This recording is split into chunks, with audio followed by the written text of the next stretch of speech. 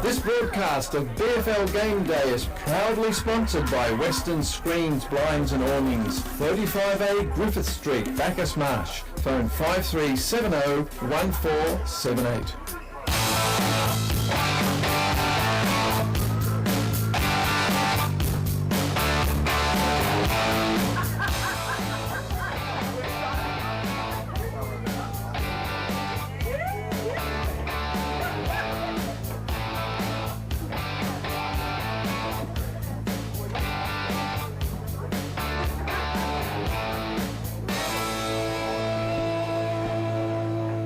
Good afternoon and welcome to the Melton Rec Reserve. It's Melton South hosting Darley this afternoon. It's a real top v bottom clash, but we're looking forward to seeing how the youngsters of the Panthers can measure up against one of the finals contenders this year, and former Melton South coach Heath Pritchard joins us for the afternoon. And Heath, what's to get out of the afternoon for the Panthers? Oh, look, I think most importantly, first of all, good to be here, Todd.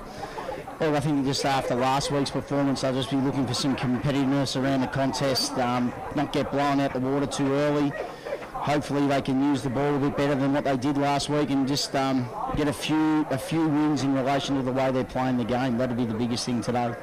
Big welcome to all our listeners listening right around the region this afternoon via Apple 98.5 FM, Melton 979 FM, and Red Onion Vision by the BFNL match day. So we've got a beautiful day for football, really, while it threatened during the week. It's a good track here too at Melton South. So, well, it's going to be pretty one-sided, you'd assume. Heath, so the Devils, with arguably their best side in for the year, you'd expect them to post a high score today. Yeah, look, it's one of those grounds where you can score quick and you can score fast at Melton South. Obviously, it's a small ground, and no doubt Darley will be looking to do that. To be honest, I was pretty surprised to see Darley play the blokes that they have today. I thought they may have rested a few, but it's an interesting one when they've got South this week, Lake Wendouree next week, and then go into the Melton game. So it's a balancing act that Dan and Matt Cape need to get their way through, and I've got no doubt they're experienced blokes, they know what they're doing. So I think they'll just be hoping to get through this unscathed, get the 4 points in their pocket. They should win by a healthy margin, and get themselves ready for probably the bigger game in 2 weeks' time. Yeah, hindsight's a lovely thing. Somebody had a similar preparation. They had Melton South End, the Lakers, into Darley, and they came unstuck by 50-odd points last week. So Darley will have very much the same into Melton, into a game which looks like being held at McPherson's Park. The opening of the new facility at Darley held off for another week, well, on the back of the bye, albeit round 9 against North Ballarat. Well, we're not far off a start here. Healthy crowd into attendance.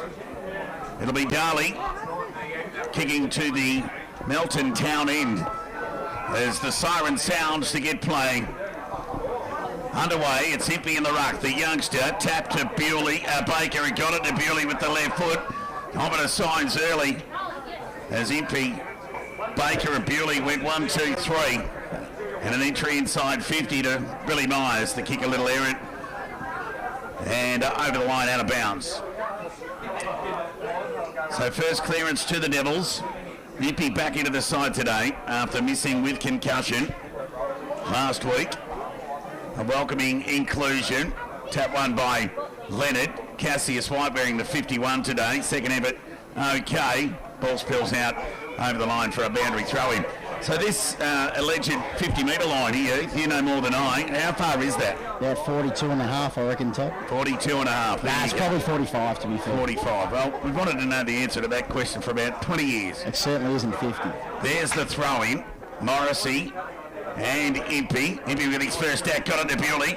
Got caught on his non-preferred side, went with the hand pass, surging there toward Azapart. He had to bend and gather, went to the voice of Page, found him, got it to Lahue. Lahue's pressed right up. Square kick found Baker, about 42 and a half metres out from goal, Heath. Well, you just see one of the issues there for South straight away is that they're getting blokes that go to the ball. They tend to get drawn to the footy. Better balance around the contest from the Darley guys, backing the fact that they're going to win the footy, and they just hold their width much better. South just have to be aware of that and try and hold their width. This will do wonders for Booth and Baker. Just wanting to add this to his game. Goal kicking. And again off to the left. Through for a minor score. And the first of the afternoon. So near 2 minutes gone here.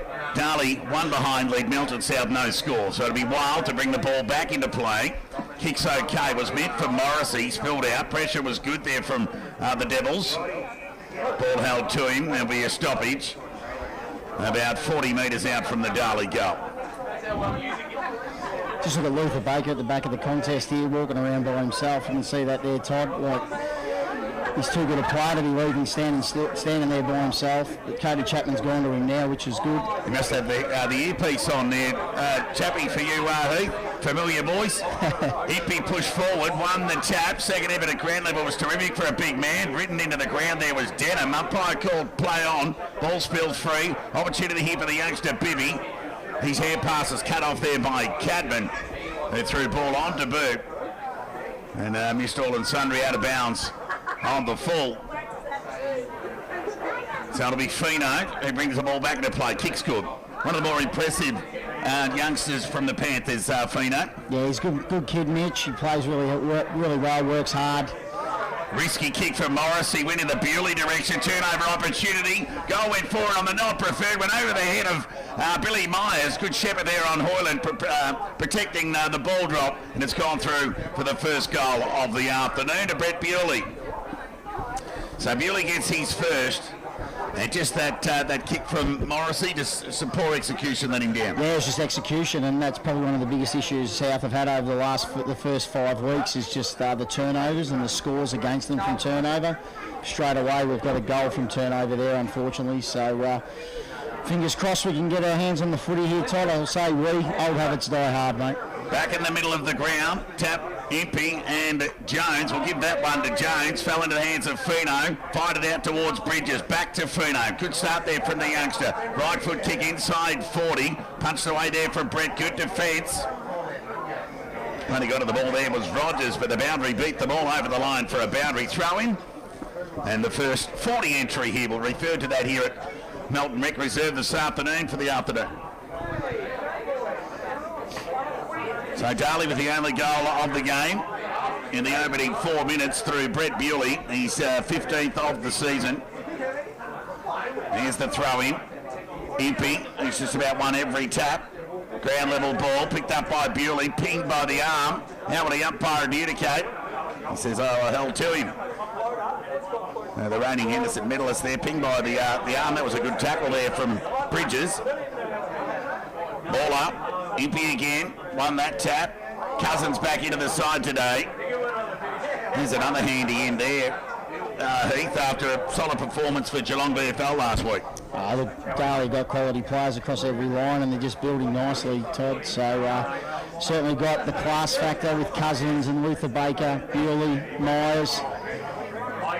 So Morrissey did his own roving work there before he was bailed up and taken to the ground. And there'll be a repeat stoppage. I actually really like this from South, the fact that they're causing some repeat stoppages here. It's a win for them, so it's good to see. Definitely a disadvantage for Jack Morrissey in the ruck, but he's working pretty hard. Denham at ground level, got it to Bewley. He went to Baker, who was bailed up and hustled over the line for a boundary throw-in. So the Panthers in attack. Their first real forward 50 or forward 40 entry after that opening goal to Bewley. Boundary throw-in. Tap one by Impey. Bewley couldn't gather. He did in the air but was dispossessed on the way down. Scrappy bit of play. Ball spills free over the line for a throw-in. So you think the Panthers will be happy with the scrap? Yeah, absolutely. They've got to show that they're in the contest. And last week was really disappointing in that fact. It was probably... Although it was the lowest losing margin, last week was the worst performance of the year. So today, much better. Blokes are putting their body in, they're laying some tackles, they're smothering. Bad free kick to give away there, though, unfortunately. Yeah, Morrissey just done for size there, just pushed his opponent in the back. So he went by hand to Cousins. He gave it back to Impey, kept running, gave it to Bewley. Back to Cousins, to Bewley. The left foot is combined, and finally, by the left boot goes Bewley towards outer side centre wing.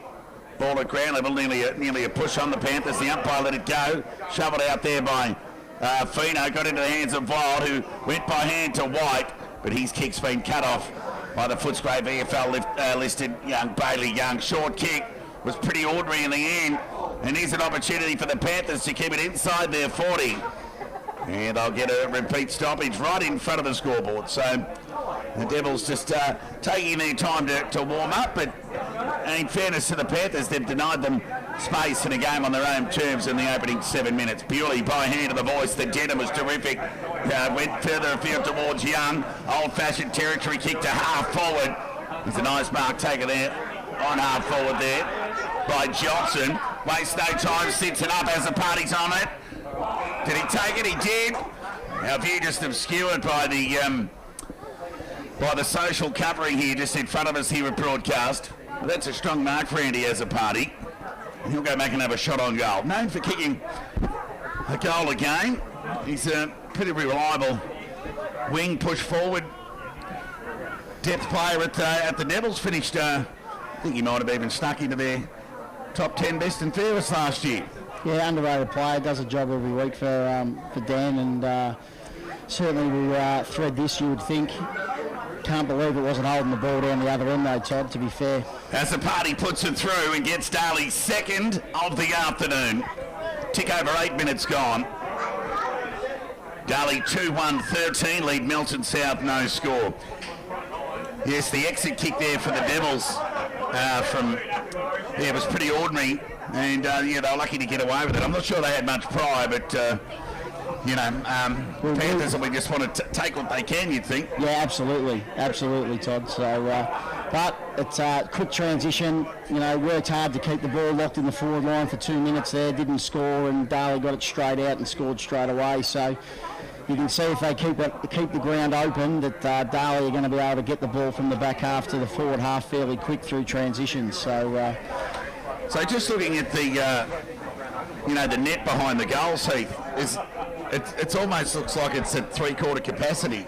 I mean, you're more often than not chasing your own ball anyway, aren't you? We are. So just the Melton Council will put those ones in, mate. So everything seems to get put up at Mackie Park these days, Todd. So tap one by MP, crowd level. Riley couldn't gather.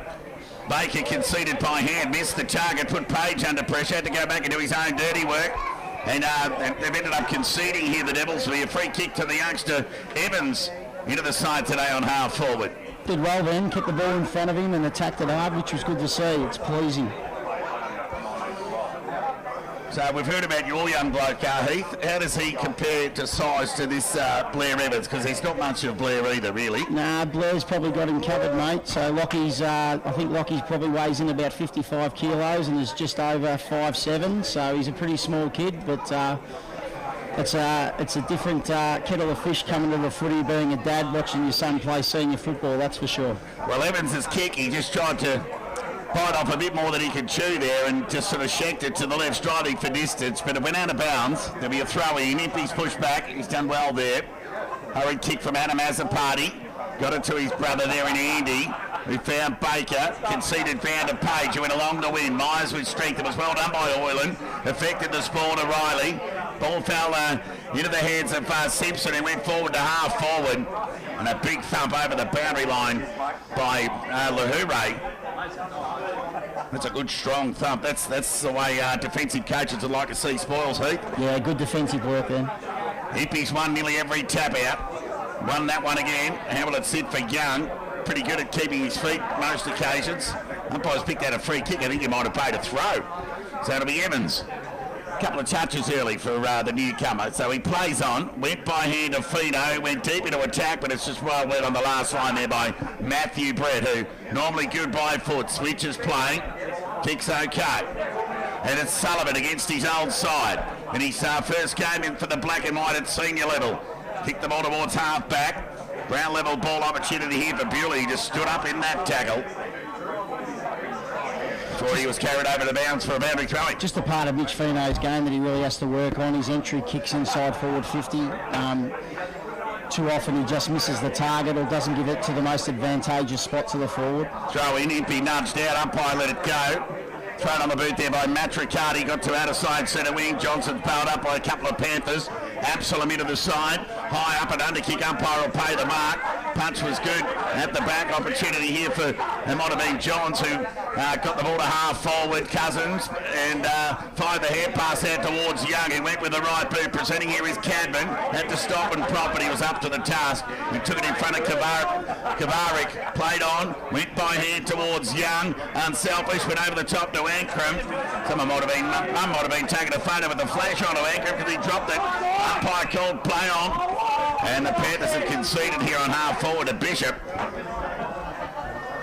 Ankrum wanting to make amends to get it back as the ball goes into attack, and Bewley's taken a juggled mark on the back of that entry kick from Bishop, and he'll go back and have a shot on goal for goal number 2.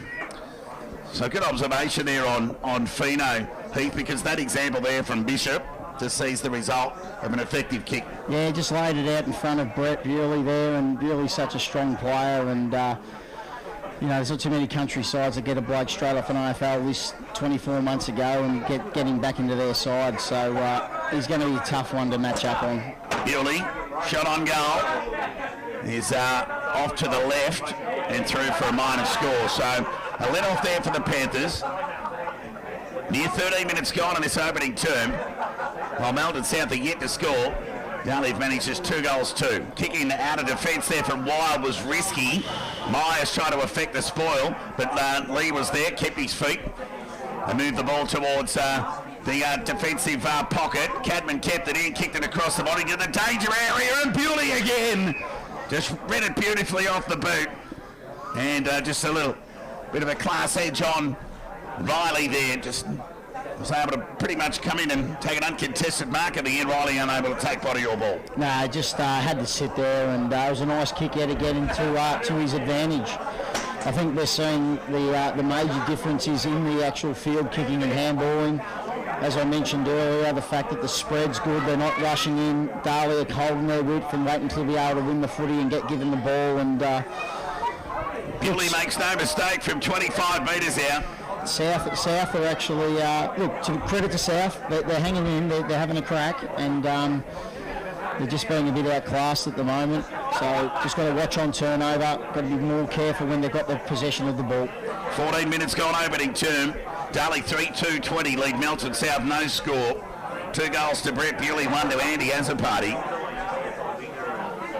Good to see Melton South honouring the Indigenous round with the a flag replica, or the centre circle paint emblem in the middle.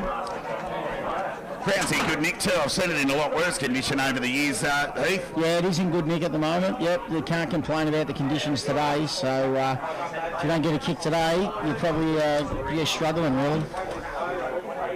4 sets of white boots in the middle of the ground here at the moment, if you don't mind.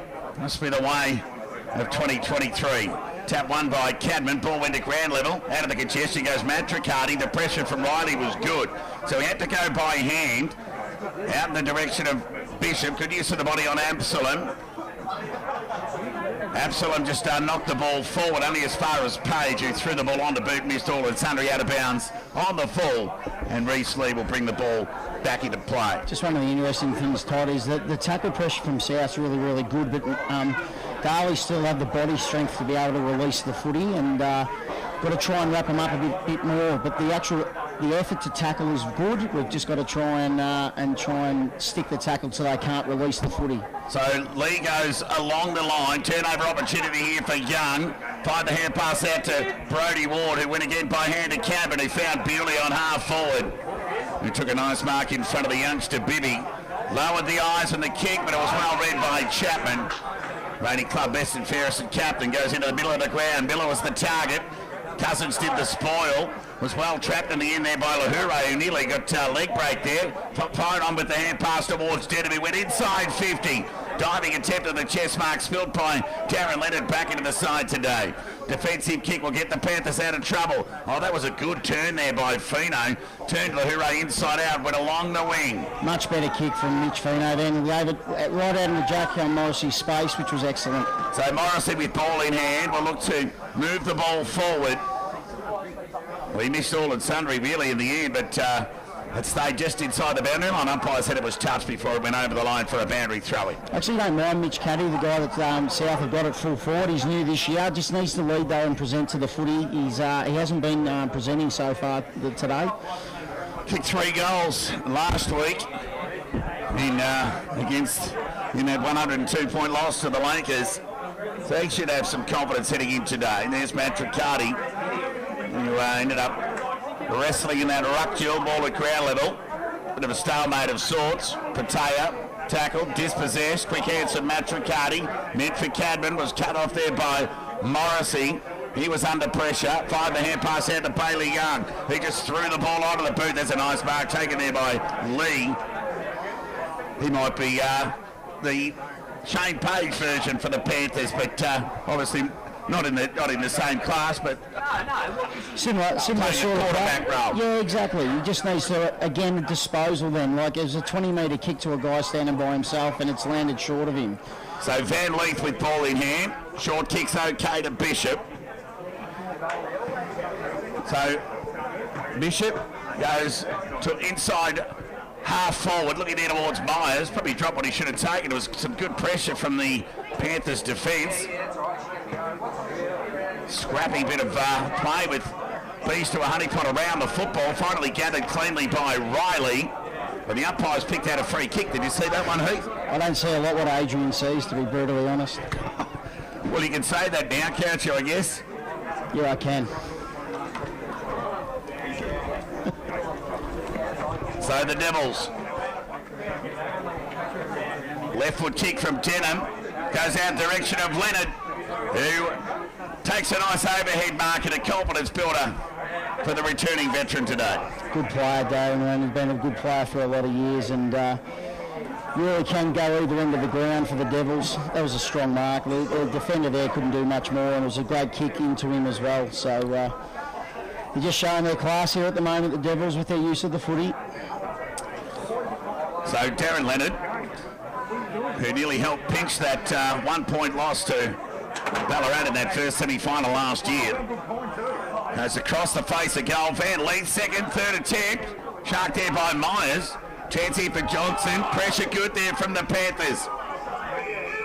So they take Myers to the ground, and there'll be a ball up. So from the broadcast area, it really is a black spot for us here. We can't see much. I know that Myers won that tap. Chapman around the footy. He's had a quiet start by his standards, the Melton South captain. Yeah, it's probably hard playing on ball when you've got such a strong on-ball division, getting first use out of the ruck as well. Yeah, good call. It's not the easiest thing when getting silver service from your ruck division like the Darley boys are at the moment. Myers tried to grab it out of the ruck, did so in the end. Went to go to Bewley, then he was tackled. Chance for Fino to combine to Chapman.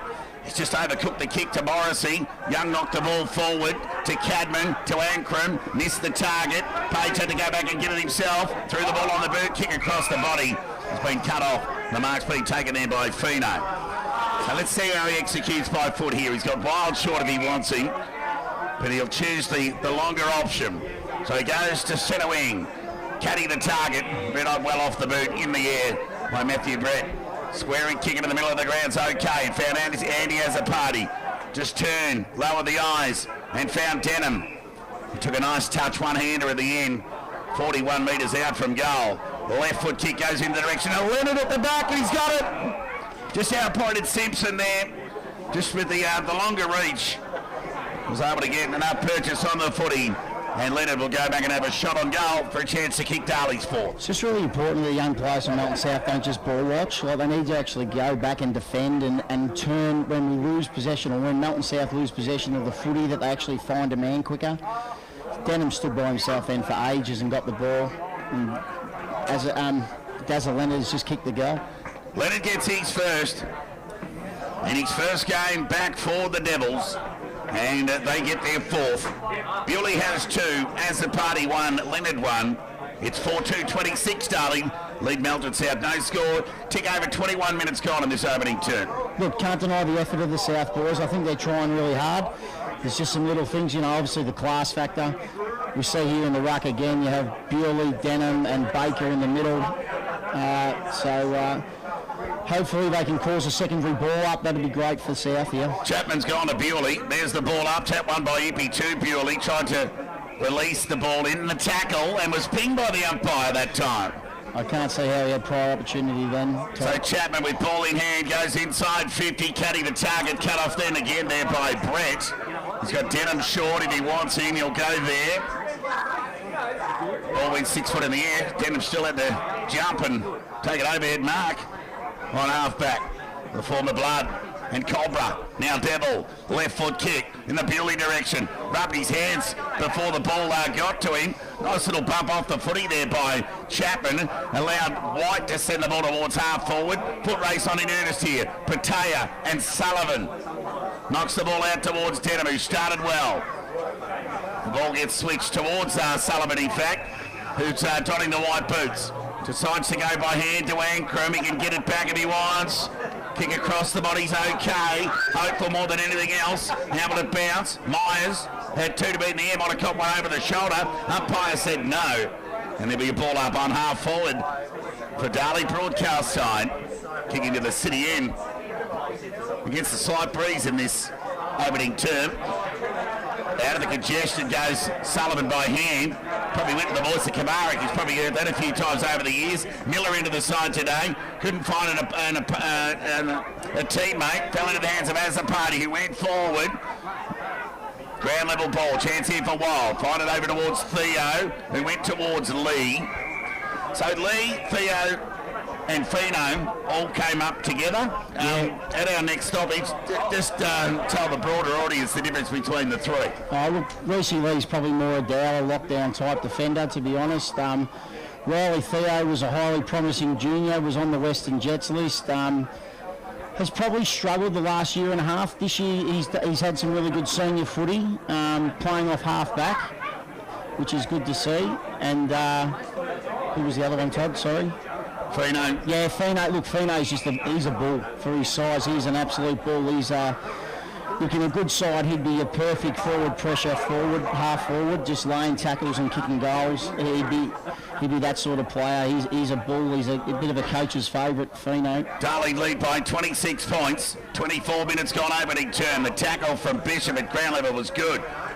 Bewley fired the hand pass out, meant for Impey. Fino gathered cleanly with an awkward ball and made it look easier than what it was. There's that kick you speak of, Heath. It was an errant kick and it's been cut off by Lawler, who switches play to half back. There goes Page. Ran onto the football, got a favourable bounce. He's got time to go to Azapati. He's got Matricati over the top if he wants him, and led it further afield with the overlap, but he gave it to Cousins, who nearly spent it before he had it.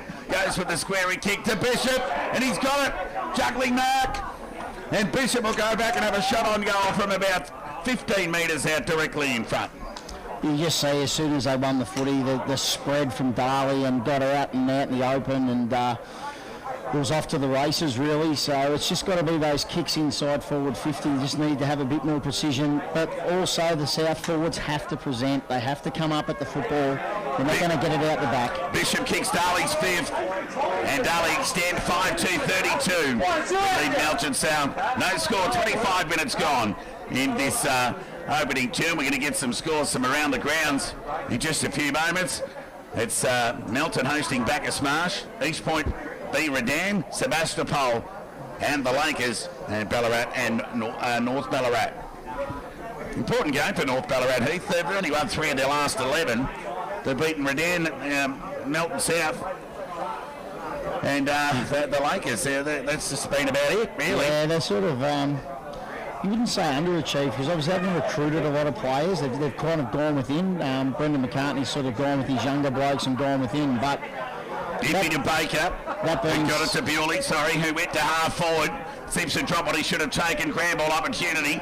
Bishop with the pressure, who's conceded a free kick. Go on, Heath. Sorry, mate. It's an interesting dynamic for such a strong club like North Ballarat to be that sort of form line, to be honest. So Bibby with that awkward kicking style. There's another turnover kick to Page, who started well in 2023. When doesn't he, I guess? Found Matricati. Overcooked the kick, meant for Cadman. Pressure held without it. There was Theo every day of the week. The umpire was ball watching. Ball fell into the hands of Sullivan, and a kick across the body. And Sullivan kicks one against his own side. Yeah, it's always great to see blokes that used to play for you kick a goal, Todd. So Billy's a good player. He'll fit in well at Darley. It was a nice goal. I've just got to check that this is the seniors. Redan 12-7-79, lead East Point 1-3-9. That can't be right. They're not playing at McPherson Park, they cannot be right. And North Ballarat 3 straight 18, lead Ballarat no score. Sebastopol 21, lead Lake Binderee 2. Well, we've got our good man Sammy, who's covering that game at Eastern Oval for Red Onion. We'll get a score from him at quarter time. Bit of rain about now, as Chapman will get his first genuine clearance. Awkward kicking style onto that left boot. Tumbling one at that.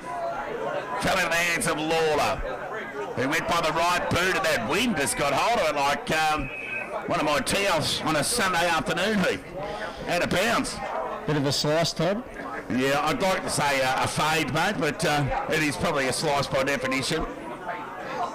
As Sullivan again, the previous goal kicker, conceded ground by hand to Ankrum and went back to Brent. This kick has to be good on the non-preferred, and it was.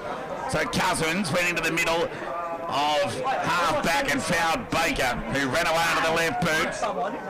Kick mid for Bewley, went over the head of White, but just ran onto Bishop. He didn't have to break stride, went inboard by the head. Lawler threw the ball on the boot, tumbling one at that. Matricati got leg break there by the footy. Cadman's tap found Impey, got it to Adamazapati, further afield to Page with a shot on goal, and he's got it. Page kicks Darley's, well, 6th goal late in this opening term as we go into the 29th minute. Darley, well, they're now 7 goals. They're 7-2-44, Melton South, no score. Bit of breeze and some rain about, Pete. Yeah, it looks like it's blowing around a bit at the moment. The trees are starting to really get rock and roll. So one can only hope that Darley are kicking with it, Todd, for the second quarter. Speaking of players kicking goals against you, Braden Wood, he must, while we were here watching the final quarter of that reserves game, I reckon he's had 9 shots on goal and kicked 5 for the former Panther. Of course, the reserves winning by 200 points. You're just trying to upset me here, Todd, with all these blokes that have left our club. Matricati out of the middle for the Devils, goes in the Myers direction. Second grammer that couldn't hang on to it. Did some good defensive pressure there from the Panthers. But they couldn't get away from the would-be tackler there in Bishop, who was just there to pounce, and the tackle was terrific, albeit obscured the vision. So Bishop will have a chance to go back and kick his second of the afternoon. Bewley, the only multiple goal scorer, as a party, Leonard, Page and Sullivan. And now Bishop joins Bewley with a second goal of the afternoon, and Darley get their 8th and some separation on the scoreboard. Albeit further, 8-2-50 now, and reward for straight shooting on goal. Lead Melton South, no score. Yeah, getting good shots on goal from close range, it's always going to make it easier to convert. So, yeah, just need to try and stop the floodgates here a bit, the Panthers. I was quite happy with the first 15-16 minutes, to be honest, Todd. I thought they held in pretty well, but the floodgates have started to open a bit here, so just got to try and get ourselves back in the game. So it'll be Johns, and Impey won that tap. Only as far as Kavara couldn't gather cleanly. This man could. Speaking of Bewley, went by hand to Baker from 42 metres. Sets off for the charge. It went over the head of Hoyland, and a good use to the body by Myers. And Baker gets the Devils' 9th goal. Well, that was all too easy. That's a Thursday night training drill. When you get it on your own terms, falls into the head. Well, Kavarik, he just crucial fumble, couldn't take the footy. Bewley said, if you don't want it, I'll have it. Yeah, he gave it to Baker and goal. Yeah, you just can't make mistakes against good players. So, look, I don't know what the answer is here. Do you start dropping blokes behind the footy? You start dropping blokes behind the footy, though, then when you do actually get it forward, it becomes nearly impossible to score. So it's a tough predicament for the coaching box. There's no doubt about that. Overcast conditions here. I don't think the wind or the rain will save the Panthers today. Darley now lead by 56. Tap won by Impey. Bewley at ground level, couldn't gather cleanly. Adamazapati said, I'll have it. As the siren sounds for quarter time here. Darley 9 goals to 56.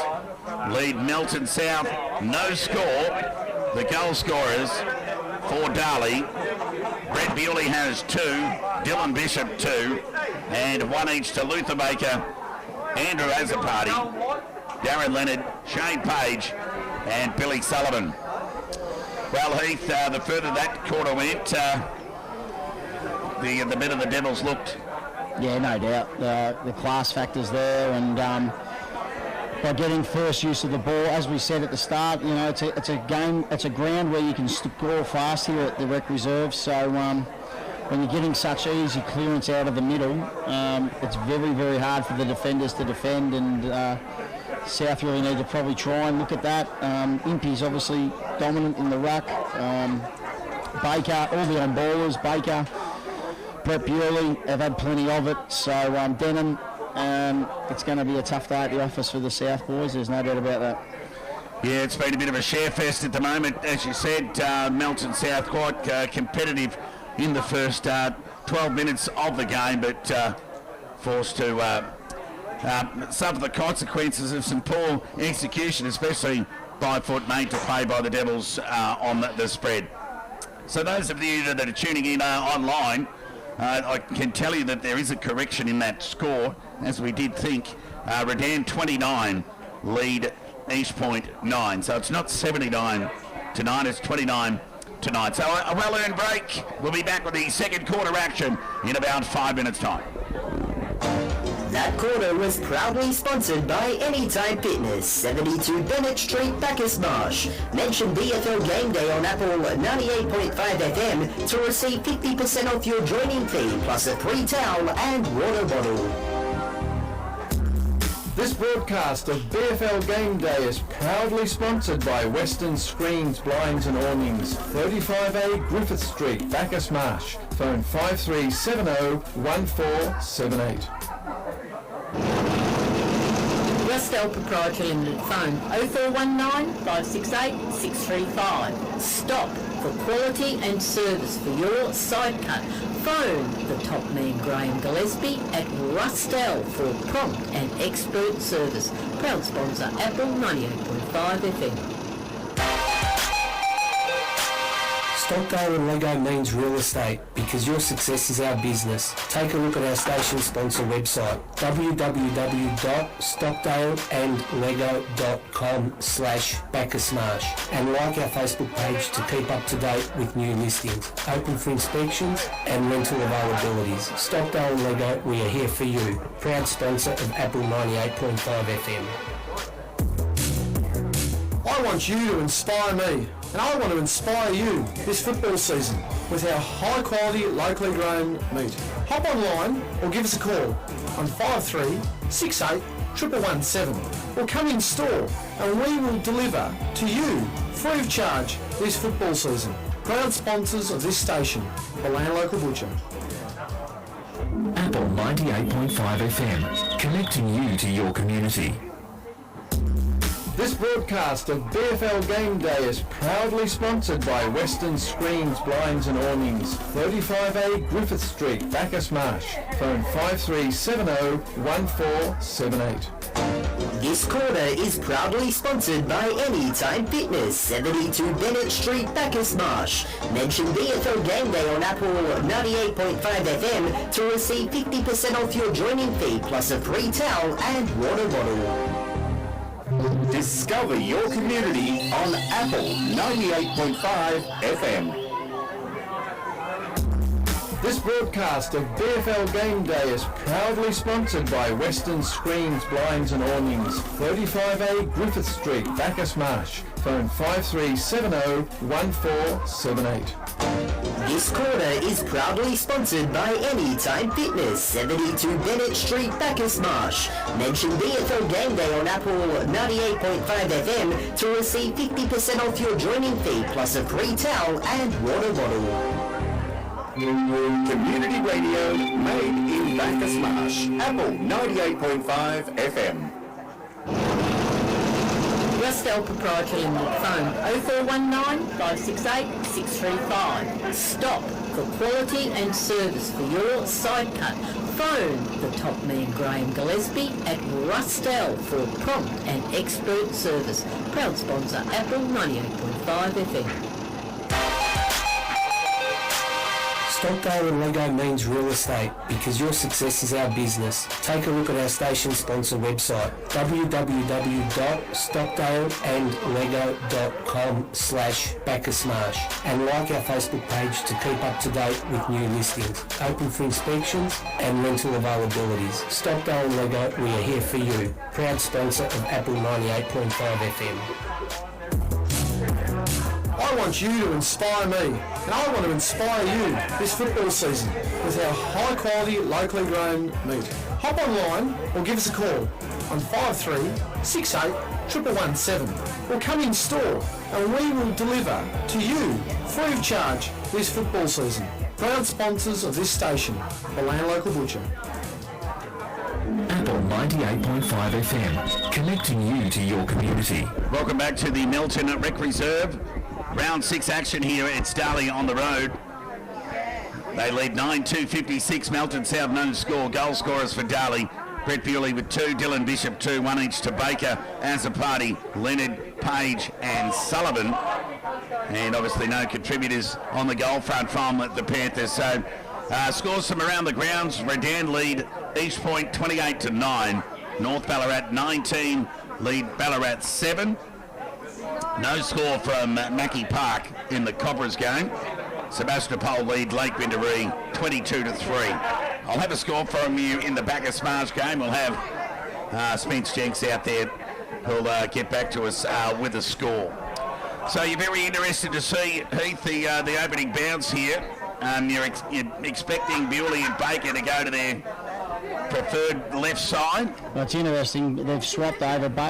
Bewley's now in front of the stoppage, and Luther's gone to the sweeper role. So that probably changes a bit of what we were talking about earlier, where Brett was able to get the ball onto his left side quite frequently. So Impey seemed to be knocking the ball to about 3 o'clock, but that's where Denham's standing at the moment. So be very interested to see where Impey tries to direct this first centre knock. Second quarter underway here. Ball up, tap one by Impey. Let's hit Denham if you don't mind. Got him early. And Denham, one of 3 midfield left footers, plays on to Lahure, who goes short. Cadman dropped what he should have taken.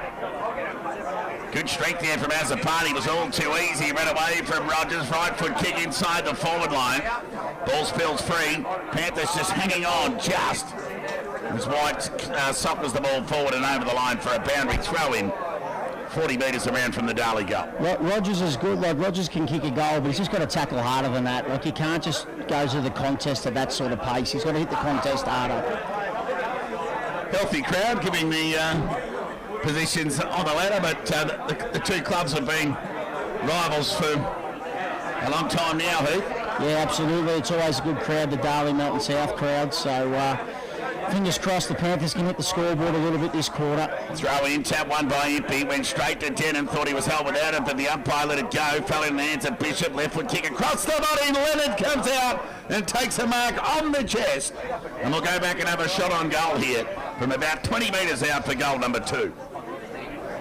Well, he's just keeping it simple, Leonard. He's the old-fashioned play in front jobby. Play in front. The kick wasn't a great one, but he was in front. It dropped short. He marked the footy. So Leonard using all his experience, and he'll throw this for sure. Yeah, makes no mistake. And Leonard gets his second. The Devils get their first inside 2 minutes of this second term. They're 10-2-62. They lead Melton South, no score. So Denham been very much the focus point of the 3 stoppages from the Darley ruckman there in Impey. Found him on 3 occasions. Here we go. So there's a switch here. So Bewley's now going to go to 3 o'clock.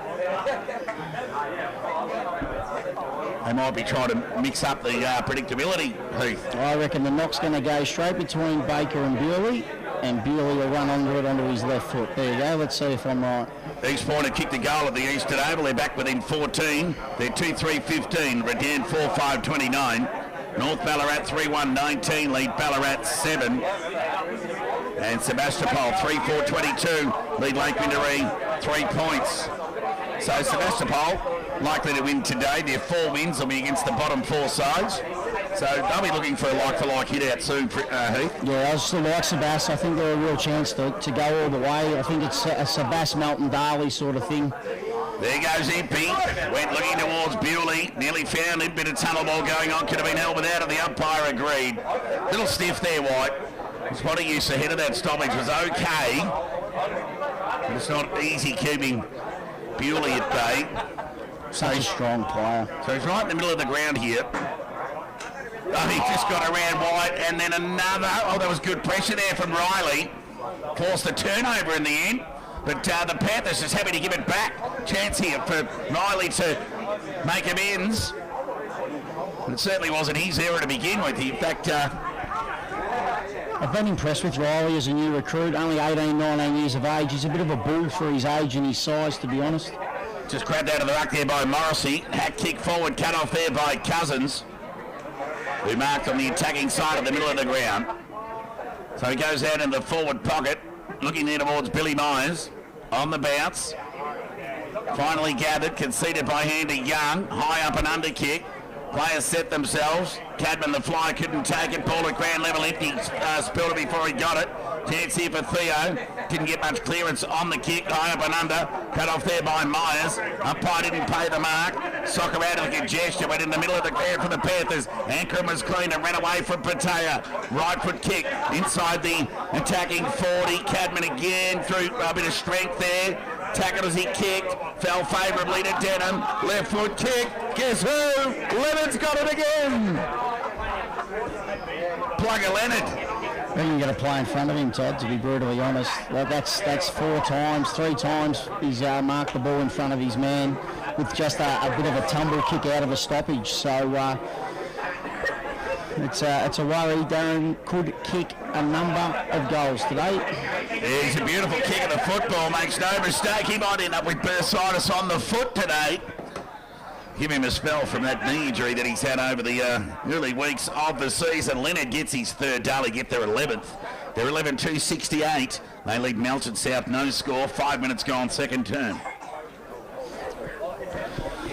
Yeah, it's a fair observation of yours, Heath, on those getting those shots on goal. When I commented on the importance and the value of accurate kicking for goal, but if you're getting those close chances on goal, it does make it a whole lot easier. Yeah, it does.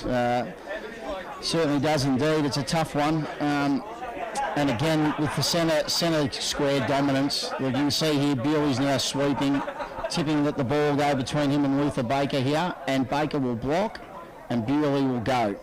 Almost, and a chance here for Baker out of the middle. Fired the hand pass out towards centre wing. Morrissey came off and then just fed it back into the traffic. Matt Triccardi was strong through the tackle, gave it to Bewley, who ran his 15 metres, put the ball onto the left boot, found Myers, who's taken a mark just inside the boundary line. Right, very acute angle.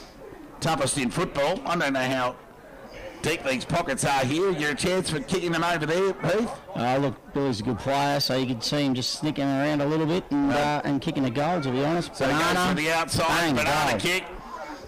I think he snuck it through Myers. And he has, he gets his first. And he joins in the party here at Melton Rec Reserve. They're 12-2-74. They lead Melton South, no score. Now, I guess you have been spoilt. Not necessarily on the win-loss front here, Heath, but you have seen one Duncan Conway slot a few at this very ground from the impossible. Yeah, look, I think, one thing that did happen last year is even though we got beaten a few games, we did kick some pretty big scores getting beaten, especially in the first half of last season.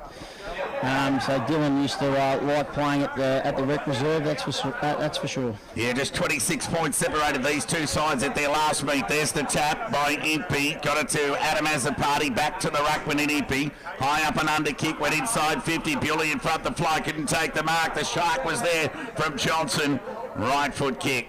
Off to the right through for a minor score. It's just really important here for Melton South that they don't lose it totally and go back in their shell. They've just got to try and make sure they can maintain possession when they've got the footy, now that they've got their hand on it in the back half.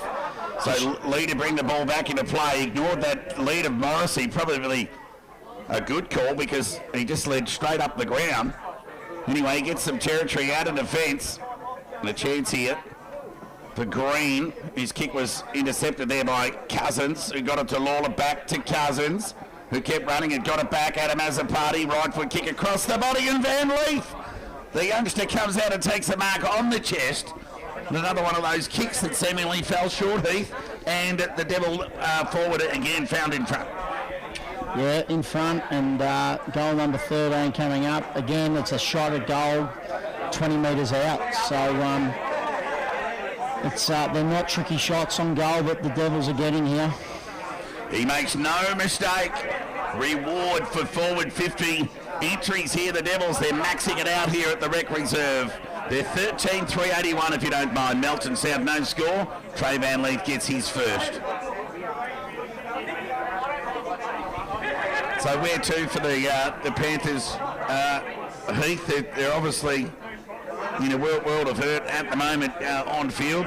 Last week going down to the Lakers by 100 points. But it's good to see the club fielding three sides and having a dip. Even though there's a golf in the class differences. Matricati into the middle now. Got it to Brodie Ward. Mitch out of the side today with a calf strain. Found Joel Cadman. Duncan missing with a sore neck. Went inboard. Found Cousins. Left foot kick. Now by the balls. Van Leet set himself. Took a nice overhead mark, the youngster. Full of confidence after that last goal. Squaring kick found Joel Cadman, who kept running. Yeah, none of the Panthers running with him, and he was able just to run inside that 40-metre arc that we've labelled and take an uncontested mark and a chance for a shot on goal to kick his first of the afternoon. Look, they've just got to defend better than what they are at the moment, South. Look, I understand they're not getting their hands on the footy, which makes it really, really tough. But the actual ability to find a man and locate has just been found wanting, and again that happened last week against Lake Wendouree, where they took numerous marks inside forward 50 without players around them. The South guys, the half forwards especially, have to make sure that they actually man up and make guys accountable. At the moment, there's just too many guys running around by themselves when Darley have the footy. Joel Cadman makes no mistake, gets Darley's 14th of the afternoon. They're 14-3-87. Lead Melton South, no score. Melton 3-2-20, lead Bacchus Marsh 4 behinds. Redan 5-5-35, lead East Point 3-4-22. North Ballarat 5-2-32, lead Ballarat 1-1-7. Sebastopol 22, lead Lake Wendouree 4. So goals raining here.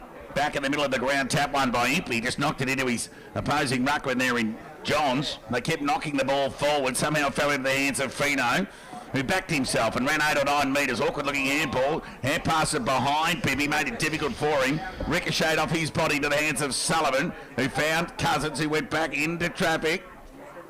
Now he's forced to do his own bit of defensive work after coughing it up, and there'll be a ball up on half back. Just nearly got out, nearly took the right option, just didn't execute, unfortunately. Ball up, tap one by Impey. Baker, bailed up by Bibby. I'd be quite happy to see this for a little bit, Todd, to be honest. Let's just get some repeat stoppages. Let's just slow the game down a bit here for Melton South. Impey over the top of the tap, only as far as Bibby. Fired the hand pass out to Fino. Tumbling kick inside 40. It's been cut off there by Lahura, who switches play, comes broadcast side into our black spot here. It sits okay for Cousins, who's tackled by Caddy. Keeps it in though. Fired the hand pass out to Brett, who took advantage of the overlap and found Ankrum, who continued along the line as the party dropped what he should have taken. Was pinged and taken to the ground by Theo, and lucky to get away with it in the end. I'll tell you what, that missed mark was almost a prior, really, Heath. Yeah, well, that tackle there by Theo, that's one that the coaches should be showing all the Melton South players during the week. They've just been broken in tackle too often. Caddy down here just a minute ago just got broken through too easy by Mace Cousins. Umpire put the whistle in the mouth and then said play on as Ankrum just hacked the ball forward in the Bewley direction. He stood up in front of White. White went to ground. So did Wild. Chance here for Johnson. Now Adam Azzopardi got it to Page, tackled, good defensive pressure there from the Panthers, and they'll get out of trouble in the Morrissey direction. Leonard went the spoil to the aid of the boundary line, kept in one of the 3 boundary lines around Melton South here today, before the umpire said no, it's gone over lane 1. Could have nearly been too high that against Aidan Riley there. He on Matricati. Yeah, could have been easily, but he got away with that one. 13th minute here at Melton Rec Reserve. Darley 87, lead Melton South, no score. Here's the throw in. It's Cadman. Ball at ground level. Matricati thrown out of the contest. Hurry tick out of the congestion from Morrissey. Only went as far as Sullivan, who took on the tackle of Riley and just got through it. Denham caught one high. Umpire let it go. Found Bishop, gathered on the half volley, went back into the tackle. And the umpire said, I'll have it, and there'll be a ball up on half forward. Just that's got to be a key here. Melton South just cannot let Darley keep breaking tackles like they are. Chance here for Morrissey. He's had a couple of handy minutes. Look, he's trying really hard, Jack Morrissey, to be fair. Like he's barely 6'1", 6'2". He's skinny. He's trying to ruck it against bigger guys, and you know, it's a tough gig when you're not a ruckman. You haven't rucked in your life and you get thrown in at the age of 26 or whatever it is.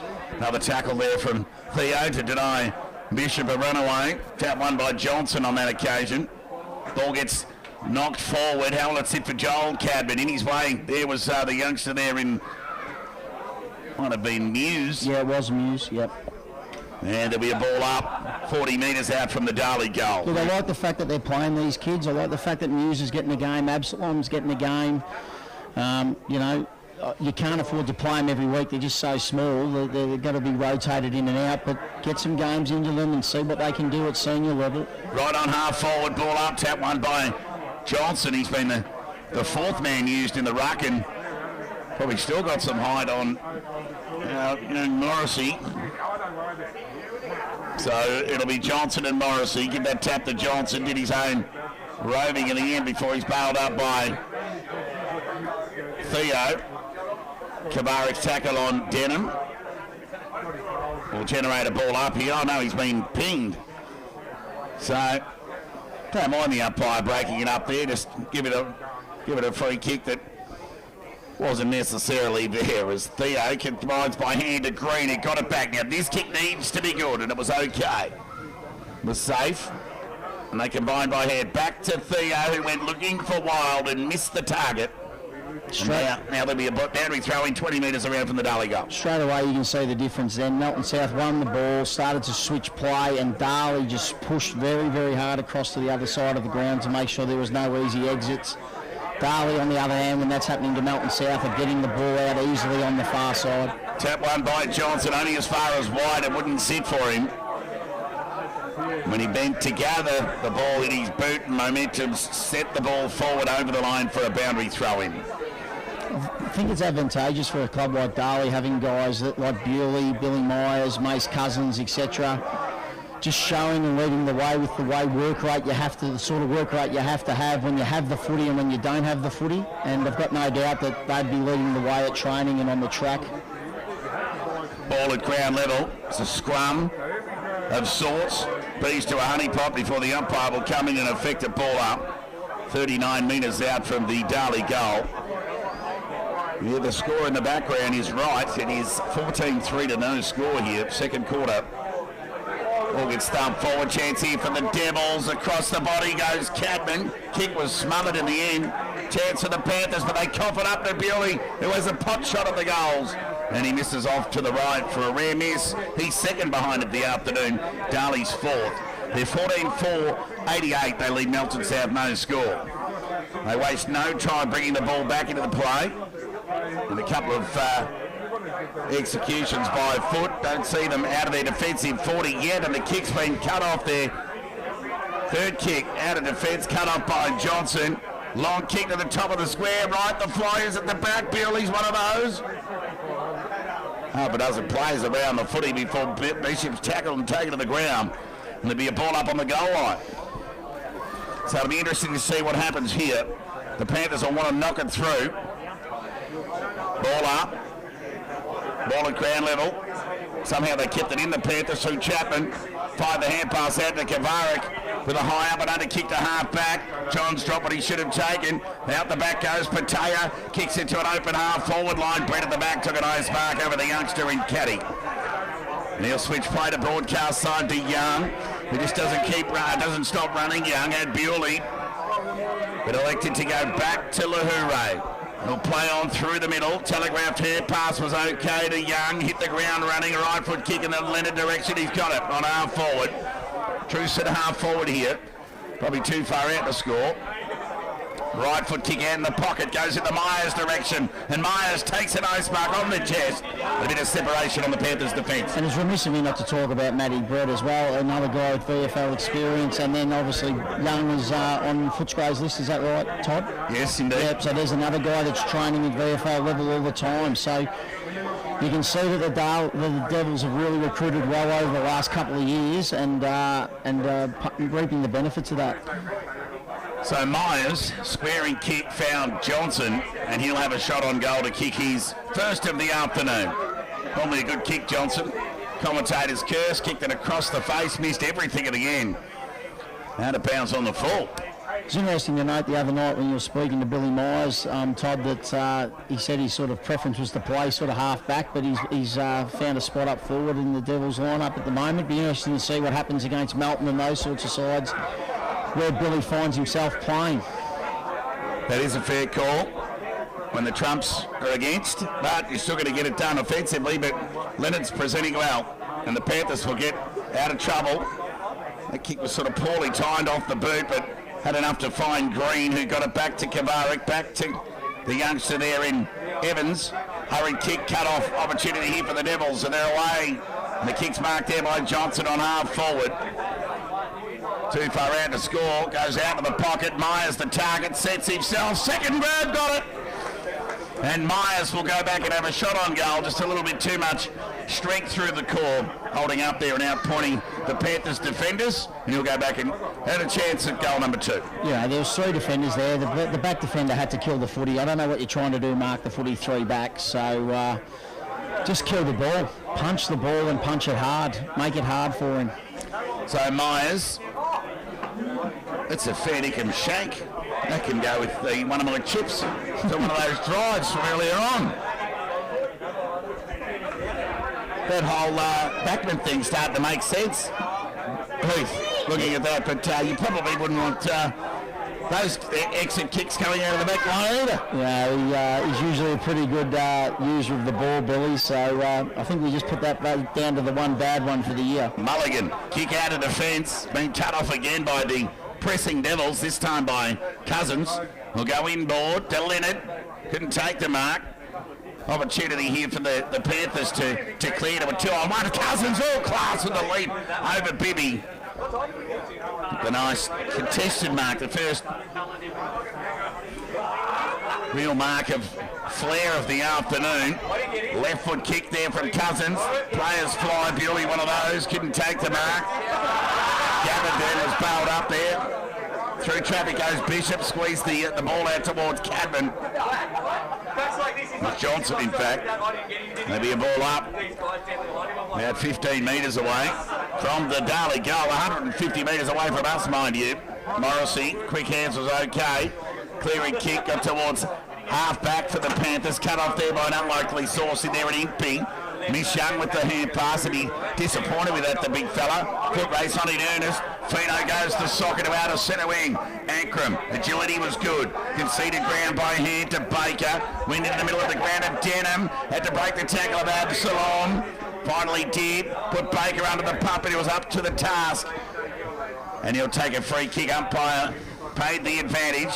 Through Matty Brett, he got it to Brodie Ward, who went further afield. A couple of youngsters combining to Van Leith. Squaring kick to Andy as a party. He'll weigh up the options and look to go forward. Bit of a grubbery kick and a chance of Chapman to clear for the Panthers, who found Morrissey. Next kick all important. He goes in the Miller direction. He's at the back. He took a nice grab, the youngster on Dabu. He plays on the big fella. Right foot kick inside half forward, cutting the target. And Matty Brett, juggling attempt at the mark was an absolute beauty. Great mark. And Brett with ball in hand at the last line, full of confidence after dismantling Cody Brand last week. The former Essendon AFL listed forward. Brett was terrific. And the Devils get out of defence through Brodie Ward. Left foot kick in the Leonard direction. Crash he went and knocked the ball to ground. Johnson rode the wave at the tackle. Did well and then gave the hand pass out to Van Leith. How about that for an almost gabber from Cadman it was. Plays on by hand to Van Leith. He's got leg speed, this kid. How's the finish? It's a good one. And Van Leith gets his second here at Melton. Rec Reserve coast-to-coast goal there for the Devils, Yeah, very good mark by Matt Brett. Thought the Panthers were in to kick a goal then, and took a good mark and straight away bang out their far side, and good work by Brodie Ward, good use of the footy. And Baker through the middle was Baker through the middle. Terrific. Yeah, absolutely. It's lining up at the moment, unfortunately. So fingers crossed we can try and get a score before half time. Darley 15-5-95 lead Melton South, no score. Darley led by 56 points at quarter time. They allowed lead by 95.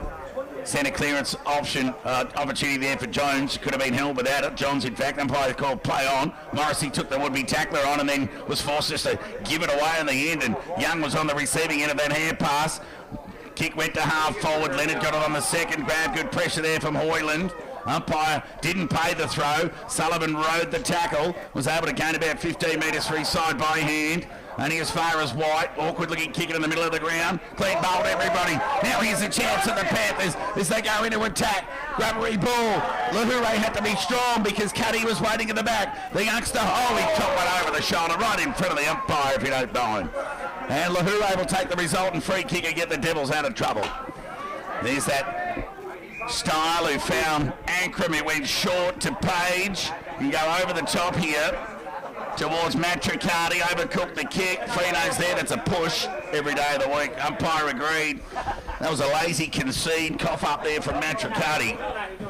And the Panthers through Fino will have a chance to rebound off half-back. East Point 32, trailed Redan 42. Short kick's okay to Bridges, who marks just in front of the Darley coach's box. Kick over the top, meant for Patea. Kept it in somehow. Difficult to work out which line's which here. Kick to half forward.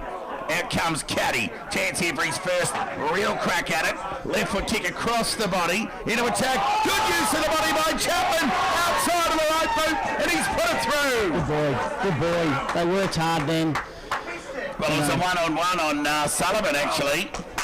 So, it might have been a fitting little tribute there from Chapman to his ex-teammate. No, well, it's been a tough day so far at the office, and to be honest, you've got to admire these blokes that keep coming up and rolling out and playing every week. You know, Chapman, Fino, Theo, Reece Lee, Kovrak, Morrissey.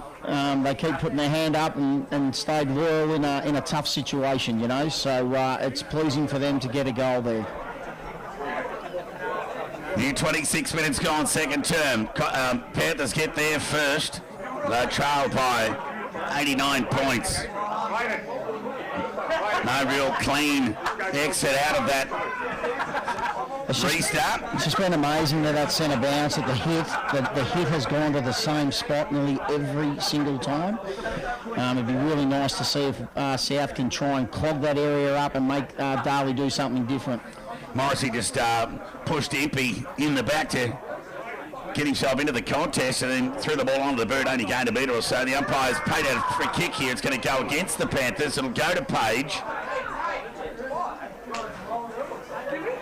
On Kavarik, and Page was told to play on by the umpire. Goes forward to a vacant space. Dancy, the gather was terrific. The push-off even better for Myers, who got it to Denham. Here's the response from the Devils. And Denham gets his first of the afternoon, chiming in. And it too combined for Darley's 16th.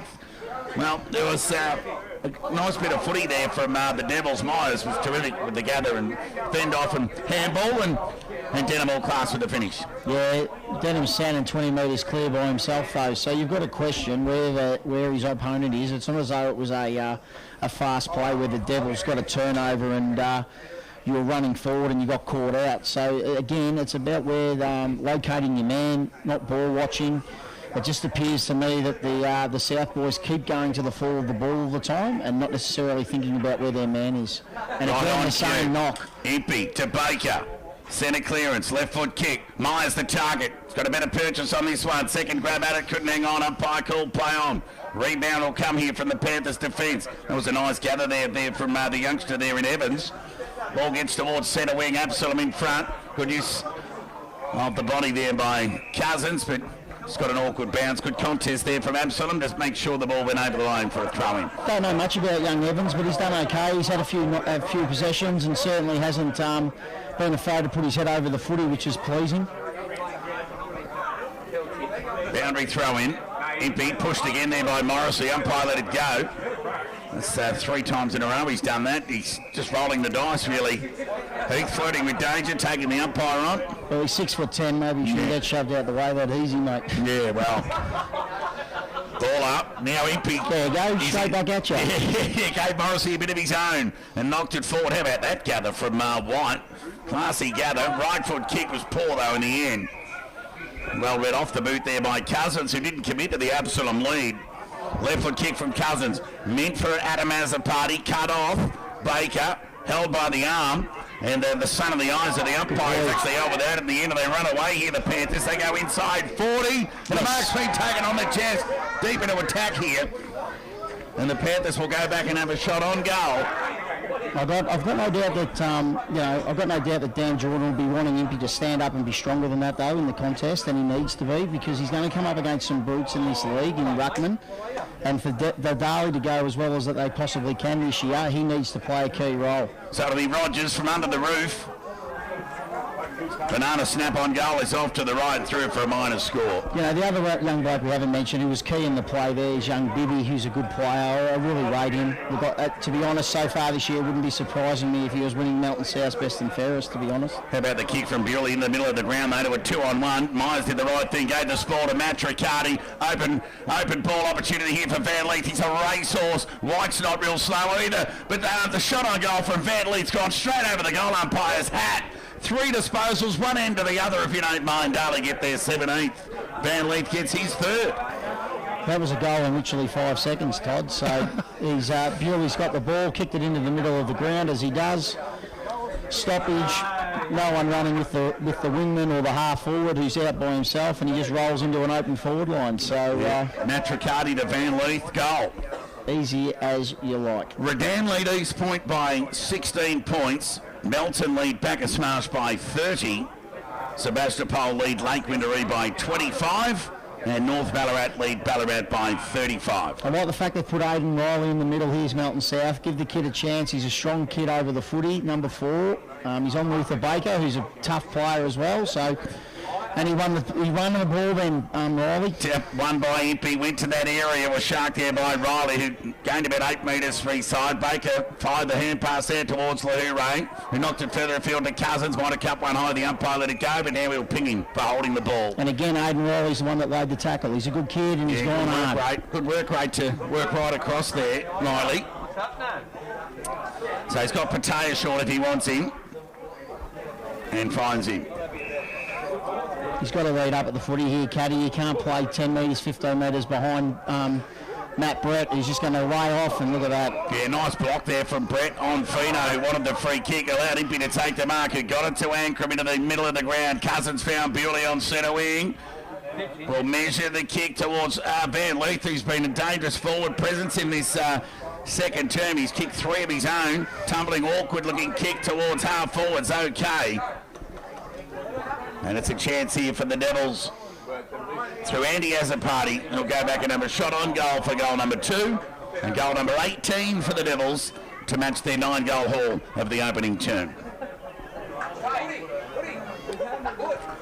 11 goal scorers for Darley in this opening half, led by Darren Leonard 3, Brett Bewley 2, Dylan Bishop 2 and Trey Van Leith 3. And Azzopardi can become the Devils' 5th multiple goal scorer of the opening half. Siren's gone, and it's a goal. Yeah, it's a ripper. Darley have matched, or outscored their opening term, actually. They've kicked 9-3 for the quarter to move into the half-time break with an overwhelming advantage. They're 18-5, if you don't mind, 113. They lead Melton South 117. It's a 106-point lead to Darley, and we're just halfway in. The goal scorers for Darley, Darren Leonard and Trey Van Leith have 3 each, 2 each to Brett Bewley, Andy Azzopardi and Dylan Bishop, whilst 1 each to Matt Denham, Luther Baker, Billy Myers, Joel Cadman, Shane Page and Billy Sullivan, whilst for the Panthers, Cody Chapman has their solitary goal in that term, but Billy Sullivan will owe him a beer for outpointing him there before kicking that goal in the outside of the right boot. But it's all the Devils here at Melton Rec Reserve. It'll be a hard watch for you, Heath, a former coach of the club. Yeah, absolutely. Like I said, it's not an easy year. It hasn't been an easy year all season so far, and hopefully the second half we can get a bit more of the footy and work a bit harder, and well, not work harder. Look, there's no doubt what guys are trying. But just being outpointed at the moment, so hopefully a bit more on the scoreboard would be nice, especially for the people that have come to the Rec Reserve today. Half-time, a break. We'll just give you the scores before we head into the main break. North Ballarat lead Ballarat by 35. Redan lead East Point at Eastern Oval by 16. Melton lead Bacchus Marsh by 30. Cobra's still goalless. And Sebastopol lead Lake Windaree by 25. But it's all the Devils here at Melton Rec Reserve. They lead 18 goals, 5, 113, a 106-point lead here. Melton South 117. A break and back with the third quarter action in about 15 minutes' time. That quarter was proudly sponsored by Anytime Fitness, 72 Bennett Street, Bacchus Marsh. Mention BFL Game Day on Apple 98.5 FM to receive 50% off your joining fee, plus a free towel and water bottle. This broadcast of BFL Game Day is proudly sponsored by Western Screens, Blinds and Awnings, 35A Griffith Street, Bacchus Marsh. Phone 5370-1478. I want you to inspire me, and I want to inspire you this football season with our high-quality, locally grown meat. Hop online or give us a call on 5368 117 or come in store and we will deliver to you free of charge this football season. Proud sponsors of this station, the Land Local Butcher. The property management team at Stockdale and Rego Bacchus Marsh are currently giving gift cards for any referrals that result in properties being managed by them. Contact station sponsor Stockdale and Rego and ask for Jade Daly or Emily Closter on 5367-5700. Stockdale and Rego, we are here for you. Proud sponsor of Apple 98.5 FM. Rusdale Proprietary Limited phone 0419 568 635. Just bought your home site, the man to phone for quick and prompt service, Graham Gillespie at Rusdale 0419 568 635. Proud sponsor of Apple 98.5 FM. Community Radio, made in Rural, Apple 98.5 FM. And be sure to visit the Melton South Football Club next Saturday, the 27th of May. Ladies celebrating ladies tickets, $50 per person. It does include finger food, beer, wine, drag queen performances, raffles, and much more. Contact the club for more information. We'll be back with the second half very shortly, but right now, let's head to the presser. Community Radio, made in Bacchus Marsh, Apple 98.5 FM.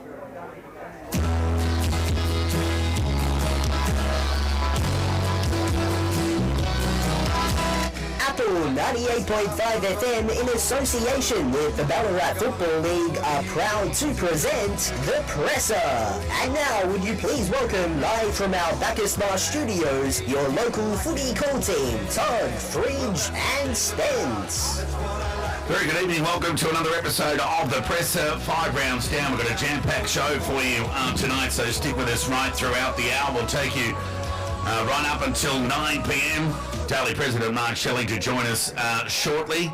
Billy Myers, the Darley star recruit who booted 5 goals in Darley's 56-point win over Sunbury. He'll join us later, along with a couple of young guns of the competition, Riley O'Keefe from Sebastopol and Isaac Grant from Redan. So an impressive lineup. As welcome Spence to the program. Thanks, Toddy. Good to be here.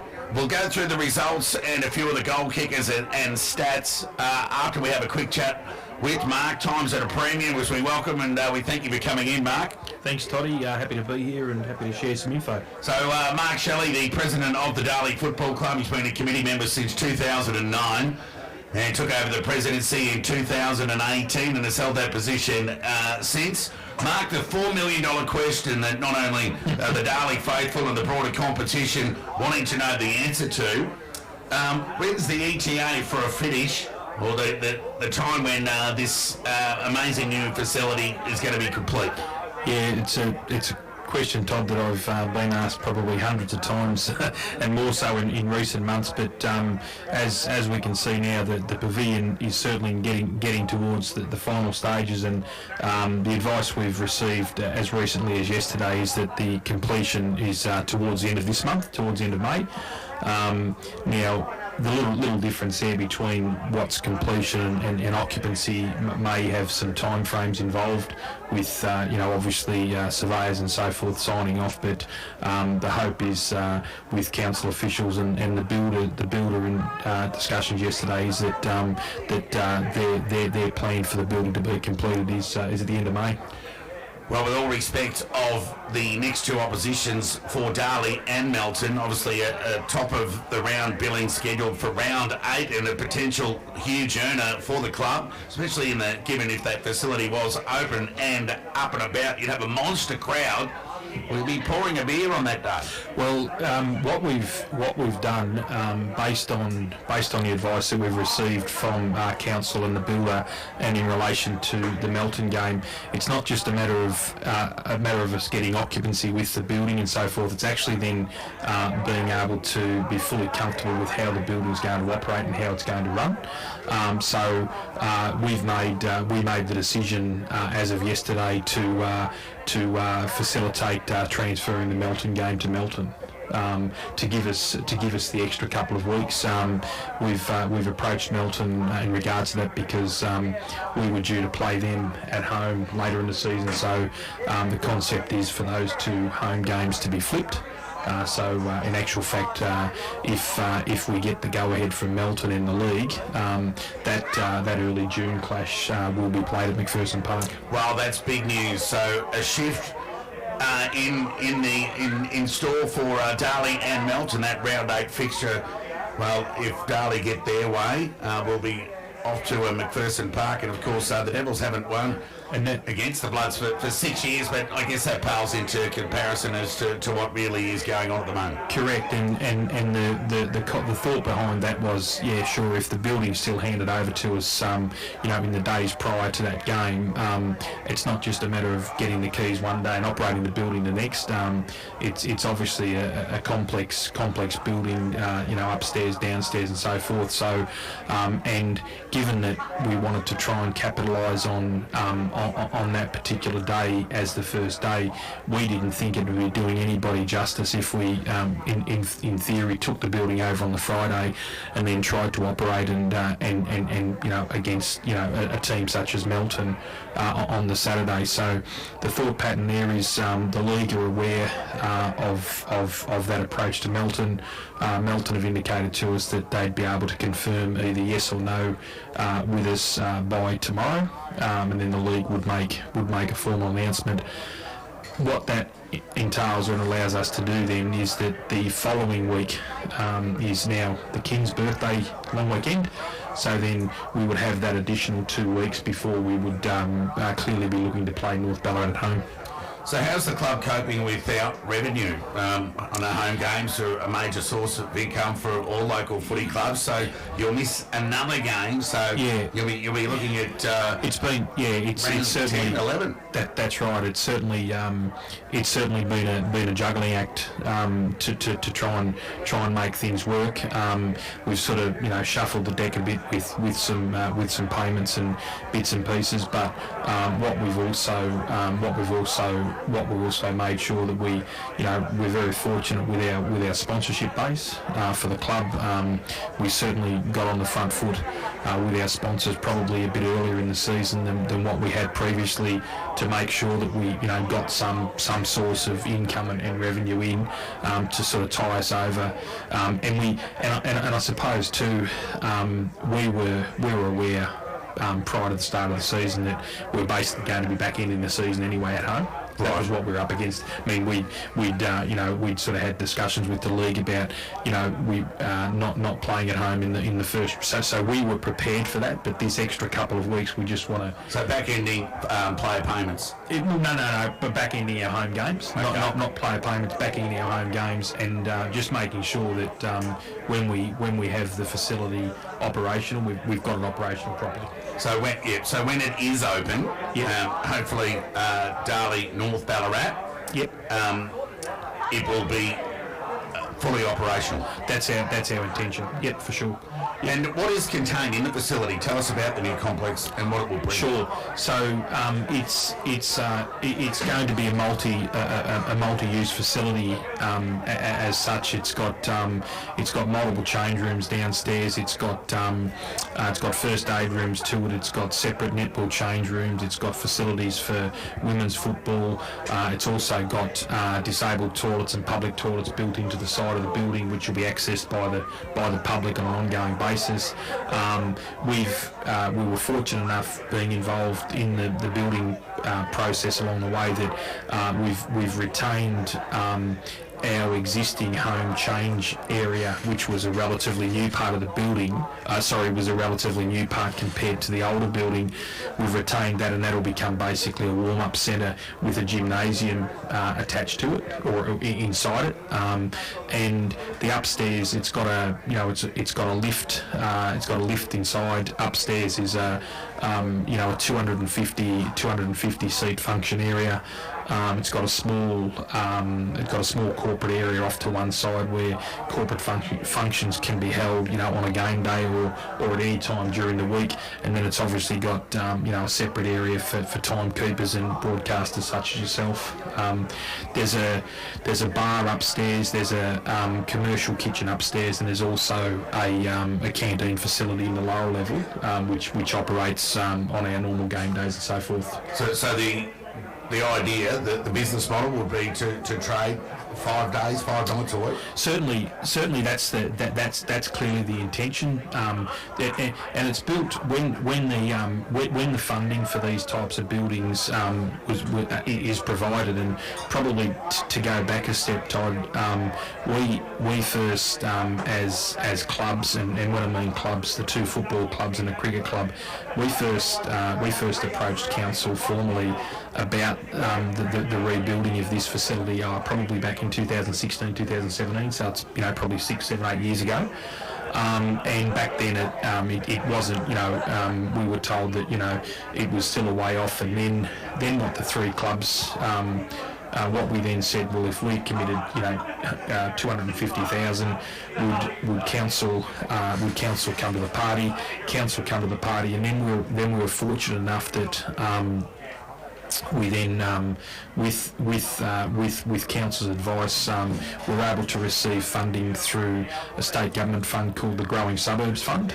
What the Growing Suburbs Fund is for building of community facilities. So the facility, as much as it becomes the hub or the base for the 3 primary user groups, being the 2 football clubs and being the senior club, the junior club, and also the cricket club, it also becomes a community facility. And our intention going forward is that the building effectively becomes open 6 or 7 days a week for operations, for meals, etc.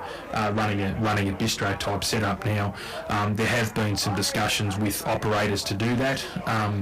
We understand, like most of our clubs, a lot of it's volunteer hours and a lot of it. But we've actually had discussions with a couple of operators, if you like, in that sphere that potentially in the months going forward, they would come in and operate the venue, whether that's under potentially under a catering agreement or some other agreement. That's certainly well and truly in the pipeline. Well, before we let you go, Mark, you might want to acknowledge a couple of significant contributors to the facility and where it's got. And given we've only got until round 9 to wait now, so it's become very real. Saturday, 17th of June, Darley's home game to North Ballarat is the date that's been circled for the fully open and operational new facility at Darley Park. Darley v Melton in round 8 in a couple of weeks' time to be moved to Mackie Park. But you might want to acknowledge a couple, Mark, before we let you go. Yeah, just to backtrack a little bit, when we were first, when the clubs in particular first committed the first, $250,000, we had no idea where that was going to come from. We just committed that to get potentially get the project off the ground. And in the early workshops with, in particular with Mirabel Council, we formed a SAG group, which is a stakeholder advisory group. We met with council on basically a weekly basis, went through a lot of the planning, and then it was put to us that if we wanted the facility that's now being built, that we would have to come up with a further $280,000. So that meant that the tenant club's contribution was in excess of $500,000, and clearly, that those sort of funds weren't available. But the major beneficiary to making that happen goes to the collegiate group. They've been synonymous in making the funding or a larger portion of that funding available for us. We first sat down with them. Probably the best part of 2.5 years ago now, and can't thank them for enough for their involvement financially. And I think the big tick, and the big tick goes for them, is that I know they certainly cop some criticism and whatnot within the media, but I think we'd be very surprised with the level of support they give to multiple community facilities. Well, Mark, finally we've got some answers, and I'm sure there's been a lot of people that aren't sort of privy to that internal information. So externally, around Darley, Bacchus Marsh and the wider competition, they've been filled in and a highly anticipated opening of that new facility, and a long time coming. While we appreciate the nostalgia of what has been, there's always room for progress, and the Devils are up and about. So round 9, Darley and home to North Ballarat will be a fully operational new facility. We look forward to that. Probably no more than Brendan McCartney, who had a little pot at the Devils last year. No worries at all. Thanks for having us on, guys. Thank you. Mark Shelley, the president of the Darley Football Club, joining us at the top just to add some clarity to that new facility. So the projected operation or open of it will be round 9, June 17, Darley hosting North Ballarat. Looking for all your local footy goss? Well, you're in the right place. This is the Presser. As Fridge takes the place of Mark in the seat. Welcome back, Fridge. Yes, thank you, Todd. Mark's a hard act to follow, so we'll have to be on your best behaviour. Round 5 completed at the weekend. Lake Windaree 162, broken 18-game winning streak down Melton South 60. Ballarat 39, lost to Sebastopol 87. Redan 65. Get closer to your community with Apple 98.5 FM. For your complete branding solutions, call Frank at Fully Promoted Melton, previously known as Embroid Me Melton, for all your uniforms, workwear, embroidery, screen printing, business cards, promotional products and more. Fully Promoted Melton will get the job done for you. So give them a call today on 9743 2550. Fully Promoted Melton has helped us stand out in the community and are a proud sponsor of Apple 98.5 FM. This broadcast of BFL Game Day is proudly sponsored by Western Screens, Blinds and Awnings, 35A Griffith Street, Bacchus Marsh. Phone 5370 1478.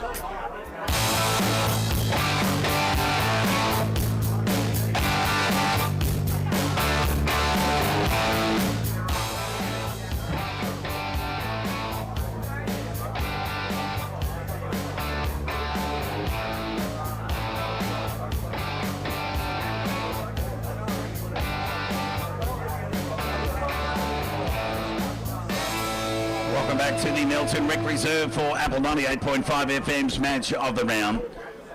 Also heard via the airwaves of 979 FM and the vision of Red Onion Media. And the vision certainly brings a lot to the Ballarat Football Netball League. Heath, given the progress of the journey, it's an important addition to where footy's at now. Absolutely. I think all major leagues these days have live footage, so... There's the 1-2-3, as you said, ahead of half-time as Empty combined with Baker and Bewley. Deep into attack, forward 40 entry here for the Devils. Bishop hurried the hair pass out towards Denham. Left foot kick across the body. The mark's been taken by Myers. And the umpire said it had crossed the line and through for a minor score. So First score for the Panthers in the for the Devils in the opening 40 seconds of this third term. And it was the old 3 o'clock hit. Pritchard stoppage out of the centre bounce. So it'll be Lee with Pauline hand who'll go short. Kicked it in the middle of two Panthers, but able to run onto it in the end to Theo, who went with a short kick. Found White, who went along the line. Bewley read it well. Just ran in front of Pataya and took an uncontested mark in the end, lowered the eyes. Cousins made the kick look better than what it was. Left foot kick, found Johnson on the lead, who ran away from Wild and took a mark on the chest. Tight angle here. Distance won't be a problem. No doubt he'll run around like most of them do these days. So Johnson a chance to become the Devils' 12th goal kicker of the afternoon. He's missed. And he's missed to the far side. And through for another behind. So after a very accurate opening half, the Devils have started the second half with two behinds. They're 18-7, 115. Melton South 117. Redan lead East Point by 23 points. North Ballarat lead Ballarat by 35. So after some indecision, the kick's been cut off there by Myers, who took a strong mark. Was made to earn it. I just don't understand that kick out though, Todd. Like it's a 20-metre kick. It's to a contested footy, and Billy Myers has taken the mark. So Melton South very stagnant on the kick-outs. They're not moving. There's no one presenting. There needs to be a bit more movement. Blokes are standing still, and it's very easy to pick off. And Billy has missed it. Off to the near side for a minor score. Myers has one goal for the afternoon. Darley have 11 goal scoring contributors today, but three behinds in this third term. Kickstart the second half as Lee goes to the outer side of the ground. Cousins at the back with the fly, couldn't take the mark. At ground level there was White. Gave the ball to Fino. Went searching by hand back to White, couldn't get him. And it missed all, and it ball spewed away over the line for a boundary throw-in. It's just happened a couple of times today where the handball's gone behind the bloke running past, and if they get the handball in front of the guy, they're way to the races, Melton South. So hopefully they can fix that little part of the game up and get some movement and some run. Morrissey with a short sleeve on. Applied the tackle of Denham, not before he could get the hand pass out to Baker. He's high up, an under kick was marked there by Johnson, directly in front of goal, 40 metres out. Laconic kick across the body. The small from Lee was okay. Panthers have got numbers at ground level through Chapman, who got it to White by hand to Bibby to Lee. Good passage here from the Panthers, but they've let themselves down with the exit kick that Heath spoke about at the top of the start of the broadcast, which was to be a concern as Baker marks on half forward, just tumbling helicopter type kick. Myers strong in front of White. He's taken a strong overhead mark, and Myers will go back and no doubt have a chance to amend, given the accuracy degree of difficulty here is pretty much directly in front, although the umpire's asked him just to come around a little bit, but he shouldn't have many troubles here. The near 90 gamer for Williamstown, former Darley Junior, back at the club. 27-year-old shot on he's off to the right. Sent through for a minor score, so touch of the yips from Myers. Let's watch this, Toddy. Hopefully we can get a bit more movement from the Melton South players to actually present. Good zone from Darley, but take the kick. There it is, it's presented itself. Got no idea who it is. It's the veranda. It's marked by the veranda, believe it or not, inside play. Such is the stretch, but there's that ball kick cut off there by Page, who tumbled the ball forward. Bouncing ball, Myers in front. Small at the back there from Lee. Only went as far as Johnson at Denham, who's on his preferred. Can he straighten the Devils up? He can. Classy finish from Denham, and he gets his second goal of the afternoon. And Darley open their second half goal account. Their 19th of the afternoon, and they extend their 19-9, 123 Lead Melton South 117. It's really hard in a game like this for players, but if you notice then, Denham was the one that pushed from one contest to the next contest. The South players trailed him in, didn't put enough close pressure on him, and next thing you know, he's there having a shot on goal. So, again, learnings, but hopefully the South boys can actually, learn something from the work rate and the positioning of the Darley players. So it's Impey in the ruck, tapped it straight to Baker. There was the old Pritchard stoppage there at its finest, but they didn't execute well on that occasion. Baker's hair pass was there. It fell into the hands of Miller, who just knocked it forward, but Baker kept pressing and got it back. Fell into the hands of Cousins. Left foot kicks okay, and found Sullivan. He can chip it over the top to Impey.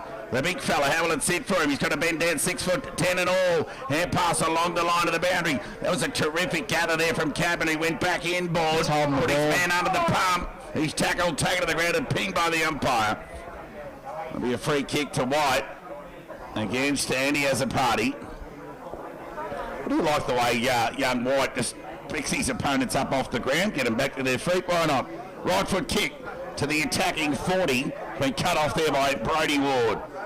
So his left foot kick short, needed to be good, and it was. To Lahure, who got it to Brett. Searching left-hand hand pass was good as a kick. Might have been Ankrum, he got a touch of the fumbles, it was.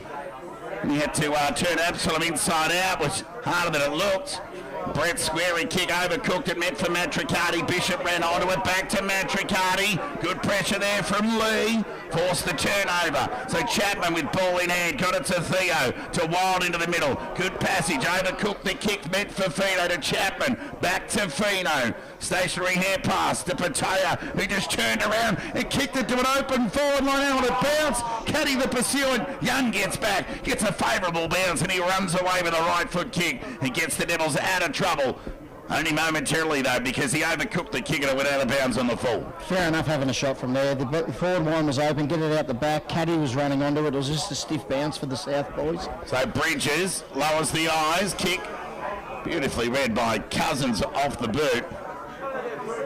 Kick meant for Riley. But he's a good intercept mark, Cousins. He reads the play well and he goes short and finds Bishop on half back. Pushed right up the ground. Waits the kick to space, and White's attack on the footy was rewarded with a favourable bounce, and he got plenty on the kick.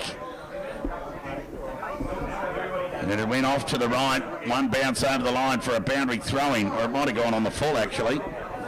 And he overcooked that shot on goal. So it'll be Brett who switches play to Brodie Ward, who'll want to run around onto the left boot, went by hand to the end of Bailey Young. Hand pass further afield to Matricati. Corralling was good from Absalom. He's forced to make 2-3 efforts as they negotiate by hand. The Devils towards Ankrum. Bounced off the tackle, kept it inside play. Bewley with a one-on-one here. Fino at the back, squared the contest. He'll be happy with that. And the ball found its way over the line for a boundary throwing right in front of us here, broadcast side. Again, the tackle, Todd. It's the tackle that needs to be laid from the South guys. They have to make that tackle. Again, the strength of the Darley players with the footy, breaking tackles. Boundary throw in front. Johnson wanted the push. There's Morrissey at the back. He was tackled, bailed up by Cadman. Speak of Joel, no Duncan today.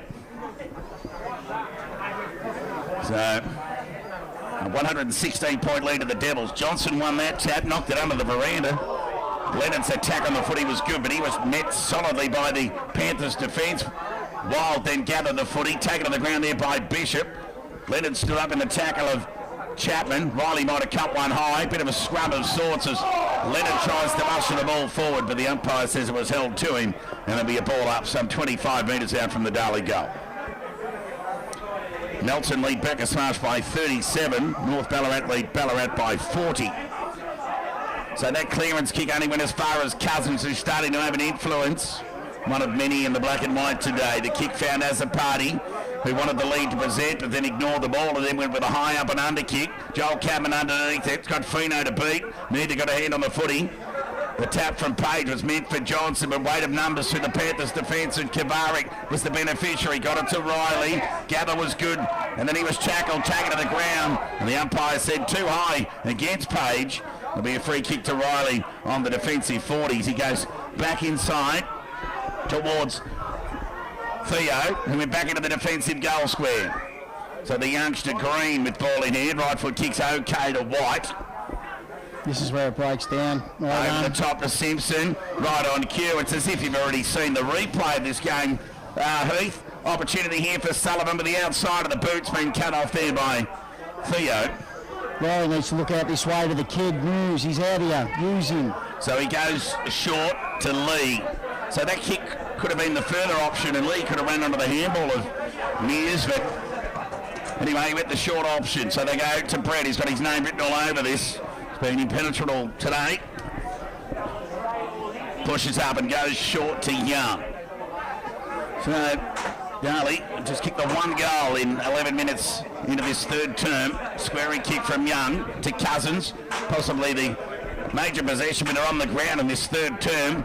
Long kick goes into the Leonard direction. Fino was infringed. The umpire let it go. Green at ground level. Got it to Simpson. Through White. Evasive skills. He's got some toe. Quick answer to Patea. White kept running. Kept it inside the boundary line. How's this kick? Looks all right. They're a chance here. The Panthers, they're out with speed. Long right foot kick into the cutting direction, and he's got it. Plays on. Shot goal. And he's put it through. Well done, well done. What's been pleasing this quarter is defensively, they've pushed right up the ground. They've made it harder for Darley to score. When they first won the footy, then in the back half of the ground, every single player was in the Darley half of the ground. So, bit of a change from the coach's box. They're going to try and flood defensively, which is good, and then get them out the back, which they were able to do at that time. So a terrific goal there from Caddy. Largely on the back of Cassius White. The running, repeat running of White, who found Rogers, who went forward. And it was a good kick by Rogers. Credit where it's due. He went long, he got it out the back, he gave Caddy every chance, which was good. Yeah, passage of the day for the Panthers. We're back in the middle here. Impey tapped it just to his feet and found Denham. It was bailed up. There would be a ball up in the middle. Good by Cody Chapman then to make sure they didn't get away. So it's Myers in the ruck. Hustling. Baker, quick hands to Page. Right foot kick, excuse me, to half forward. Has a party to target, couldn't gather cleanly. Bridges, high up and under kick to half forward for the Panthers. Not a bad passage for the blue and white at the moment. Baker just threw the ball out to Page, who got it to Lahoure. Ball at ground level. Just needs to be clean here. Baker got it to Cousins. Quick hand pass to Baker. Hand pass went straight into Riley. Absalom was bailed up. Good pressure here from the Devils. Game on, scrap. Quick hands. Searching one at that. Fell into the hands of Absalom. He went to ground. Could have been pushed in the end. And the umpire agreed. And a bit of arm wrestle of sorts the last 3.5 minutes, and the Panthers holding weight. Yeah, it's good. It's good to see that they're actually, they're not putting the white flag up here, and that's all you can ask from the side that's up against it. So Absalom goes forward, and Matthew Brett comes across and takes a pretty comfortable mark in the end, and he's normally pinpoint by foot. This one no exception, and found Sullivan.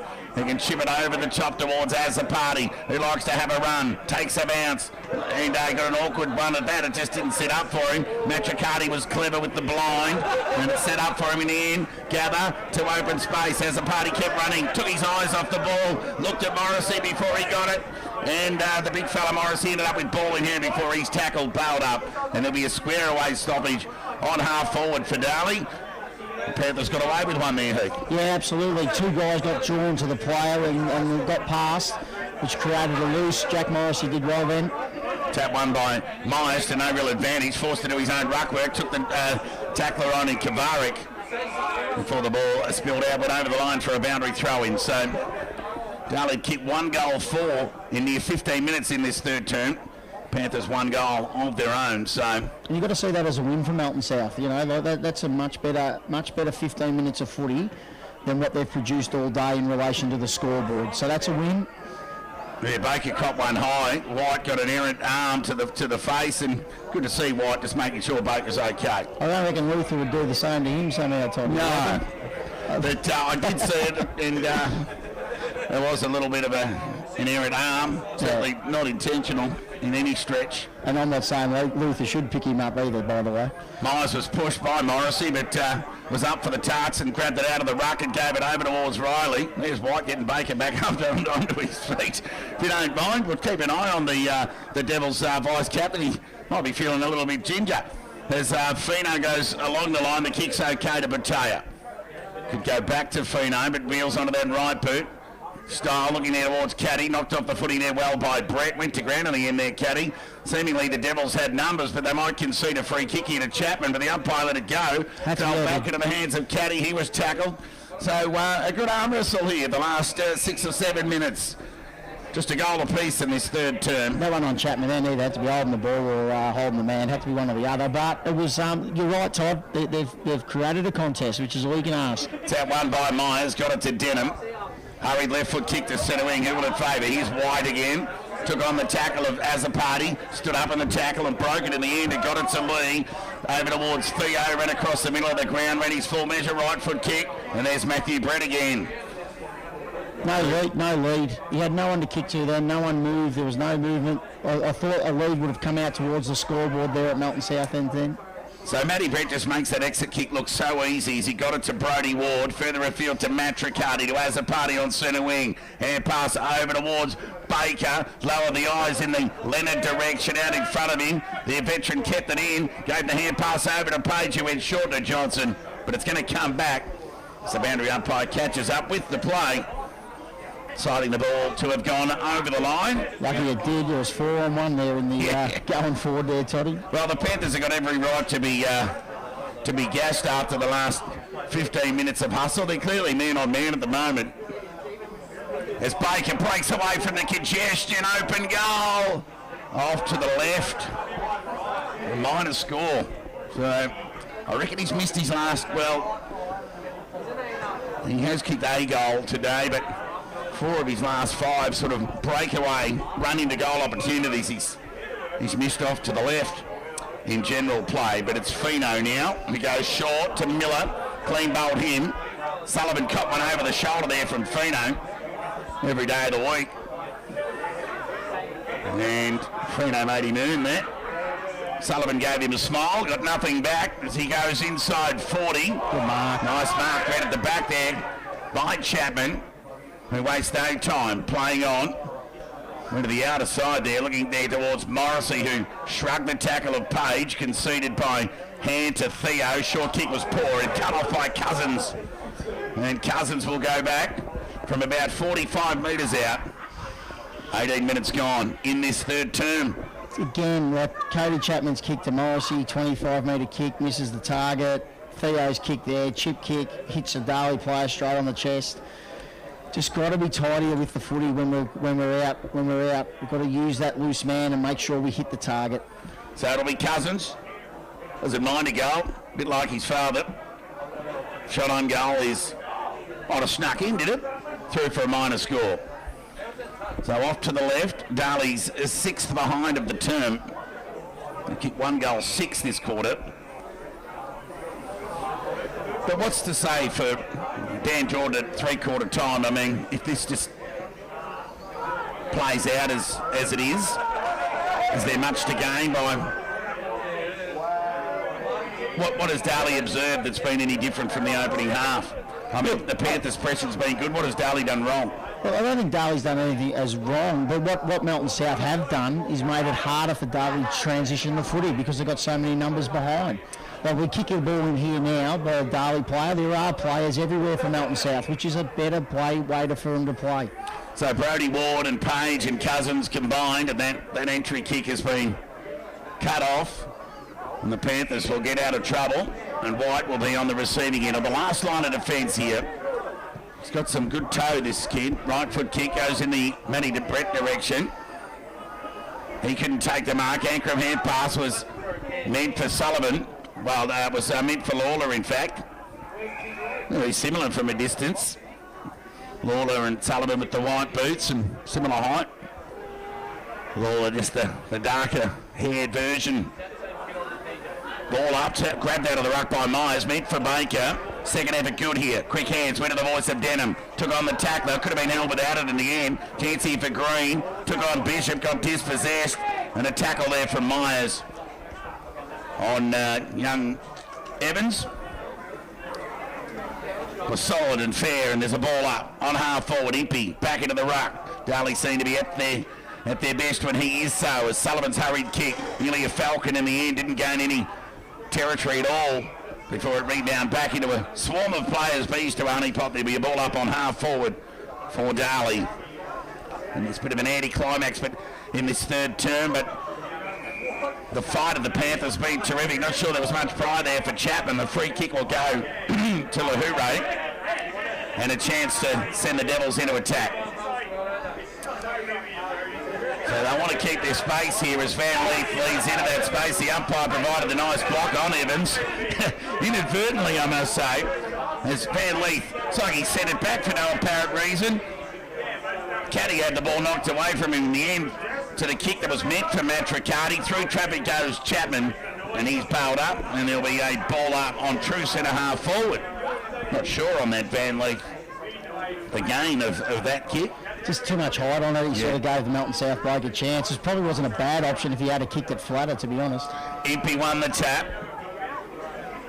Copping one high there was the youngster there in Mews. It's good to see some of these kids, they're putting their head over the footy, you know, Todd, and you can't ask for anything more than that. All you can ask for is effort and putting their head over the footy when it's their turn. Indecision from the youngster. That's Kick smothered in the end. A couple of Devils players waiting on the end. Lawler was one of those, so too Page. He got it to Young to Adam as a party. Good tackle there from Mews over the shoulder, said the umpire. Tried to make up for his mistake. Maybe just went in a bit aggressively, but at least he tried. That's all you can ask, what they said. So it's Adam as a party wanting someone to present. Leonard provides that, and the lead is good, and the mark is better. The outstretched hands of Leonard has taken the mark. I think Cassius White might like his time again on that one where he just went back just a fraction harder and tried to get a fist in to Daz's lead. So it'll be Darren Leonard, who has 3 goals this afternoon. I think he's every chance. He's got to realise that's only 40 metres or 45 metres. Well, he plays on by hand to Ankrum, who sets it to the top of the square, and Myers has got it. Taking a strong mark overhead. He'll kick this one, and surely. Yeah, he'll kick Myers this one. will snuck it in, he said. And he kicks Darley's 20th. And Billy Myers gets his second of the afternoon. Darley, 20 goals, 11. 131 lead Melton South, 2-1-13. So the Devils have kicked 2-6 to Melton South's 1 goal in this third term. We'll go around the grounds. Redan lead East Point by 22. Melton South lead Bacchus Marsh by 37. North Ballarat lead Ballarat by 46. And Sebastopol lead Lake Windaree by 31. It's interesting that Lake Windaree are only 31 points down against Sebastopol. I actually really rate Sebas and watched Lake Windaree last week, and they were pretty good last week, obviously against the Panthers. Sebastopol needing a like-for-like challenge, I think, Heath. I mean, since the Melton game, there hasn't been a real challenge for them as Bibby sharks that stoppage. Patea presents, tackle, taken to the ground. Light frame of Patea. There'll be a repeat stop. Just that situation there with Patea, like, don't let the ball out. Try and cause it. You make the umpire, you know, if you pins you're holding the ball, so be it, but just don't let the ball out. Tap one by Impey, meant for Matt Riccardi. Free kick, this will go to Bibby, the youngster.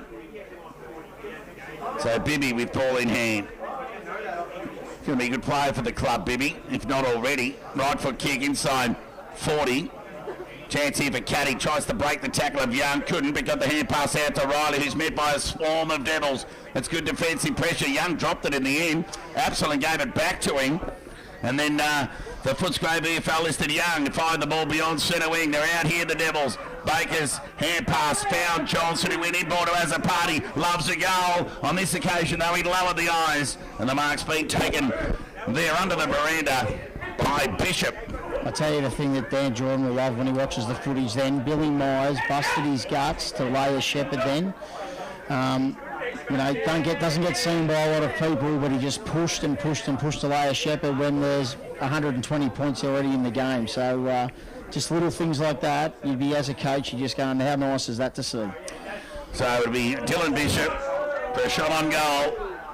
For goal number 3, he makes no mistake, this Bishop, doing his job forward as a small pressure forward, answering the request of Dan Jordan. And Bishop now has 3 goals. It's a good return. Yeah, he's a role player fulfilling that. Melton 42 lead Bacchus Marsh 5. East Point 39, Trail Redan 61. North Ballarat 70 lead Ballarat 23. Back in the middle here. It'll be Impey who won that tap. He went straight towards the Darley goal. The tap found Denham, who threw the ball on the boot towards half forward. Ball at ground level. Bishop kept running. Gathered might have caught one high. The umpire let it go. Took on the would-be tackler. Threw ball to boot. Through traffic. Couldn't get it through. Kavarik on the ground. Baker keeping his feet. Tunnel ball. Then fired it out. Hand pass was terrific. Got it over there towards, it might have been Sullivan. And the kick towards half forward. The umpire's feet out. The free kick here. There's the advantage. And Leonard will kick another one. I think it was a mark, Todd. I think Billy Myers might have marked it, mate. It was a bit hard to see because of the veranda. I had a bit more of a view than you. I think he got his hands to it. Yep, indeed. Yeah, well, otherwise it clearly was the advantage. Well, you can't advantage from a mark, so there's a chance here for Myers to kick back-to-back goals for the Devils. And they're 22nd of the afternoon, and they're 4th for the term. Near 27 minutes gone here. 3-6 for the term. Myers, this one, no mistake. Straight over the goal umpire's hat. Myers has 3 goals now. And Darley get their 4th for the term. They're 22 goals, 11. 143. Lead Melton South 2-1-13. 27 minutes gone, third term. Just the inability to sustain that pressure, Heath. Oh, look, it's always going to be hard. Like, and you know, I don't think anyone at the Melton South Footy Club's under any illusions of where they're at the moment. It's just more about the fact that you've just got to see some competitive effort, and they've got that this quarter. Like, just hold on for the next 3 or 4 minutes. Don't let the floodgates open too much. As Darley go forward again. Yep, Cadman got it towards Sullivan. Quick hands to Andy as a party. He went forward. White the fly. Kept it in front of him, but Bishop did the roving. From one rover to another. Denham back to Bishop on the non-preferred. Baker needs a favourable bounce. The gather was terrific. The turn, the pivot to Page, who steadied and went back to Impey, the tallest man on the ground. He's taken an overhead mark and will go back and have a shot on goal 25 metres out directly in front. So Impey for a chance to kick his first of the afternoon and become Darley's 12th goal kicker of the afternoon. That's a good kick from a big man. Bit of a natural athlete is Impey, quite a handy basketball, a high representative. I think he lives up this way, Heath. Yeah, he does. He's a Melton boy, lives in Melton, so he's a good pick-up for the Devils. Looking forward to going ahead next week. Obviously, Lake Wendouree, who have been fairly competitive today in their game against Sebastopol, will be a challenge for Darley. It'll be a different kettle of fish. And Ballarat are an interesting one this year, Todd, with their win-loss record. You would have expected after last year that they, and the appointment of a quality coach in Chris Maple, that they might have been going a bit better than what they are. Yeah, well, the exit of 10 or so didn't help. Yeah. I'll write them down in the break for you, and you'll see the difference in the side as the siren sounds to end this third quarter here at Melton Rec Reserve. Darley getting that last shot on goal for the term, and 3 goals in time on that didn't help the Panthers. 23-11 now. Darley 149. Lead Melton South 2-1-13. A quick look around the grounds before our final break. Melton 6-6-42. Lead Bacchus Marsh 5 behinds. Sebastopol 6-8-44. Lead Lake Wendouree 1 goal 7. Redan 9-7-61. Lead East Point 5-9-39. And North Ballarat 11-4-70. Lead Ballarat 4-5-29. Well, it's all one-way traffic here at Melton Rec Reserve. It's the Devils who lead by 136 points at the last change here at Melton Rec Reserve after they kicked 4 goals 6, well 5 in the end, 5-6 to 1 goal to gain further separation on the scoreboard here. A break and back with the final quarter action in a few minutes' time. That quarter was proudly sponsored by Anytime Fitness, 72 Bennett Street, Bacchus Marsh. Mention BFL Game Day on Apple 98.5 FM to receive 50% off your joining fee, plus a free towel and water bottle. This broadcast of BFL Game Day is proudly sponsored by Western Screens, Blinds and Awnings, 35A Griffith Street, Bacchus Marsh. Phone 5370 1478. Mark Shelley, along with his team at Stockdale and Lego Bacchus Marsh, run a successful and results-driven agency who are experienced, customer-focused and knowledgeable, dedicated agents delivering outstanding results for their clients. For expert advice, please call station sponsor on 5367 5700 today. Stockdale and Lego, we are here for you. Proud sponsor of Apple 98.5 FM.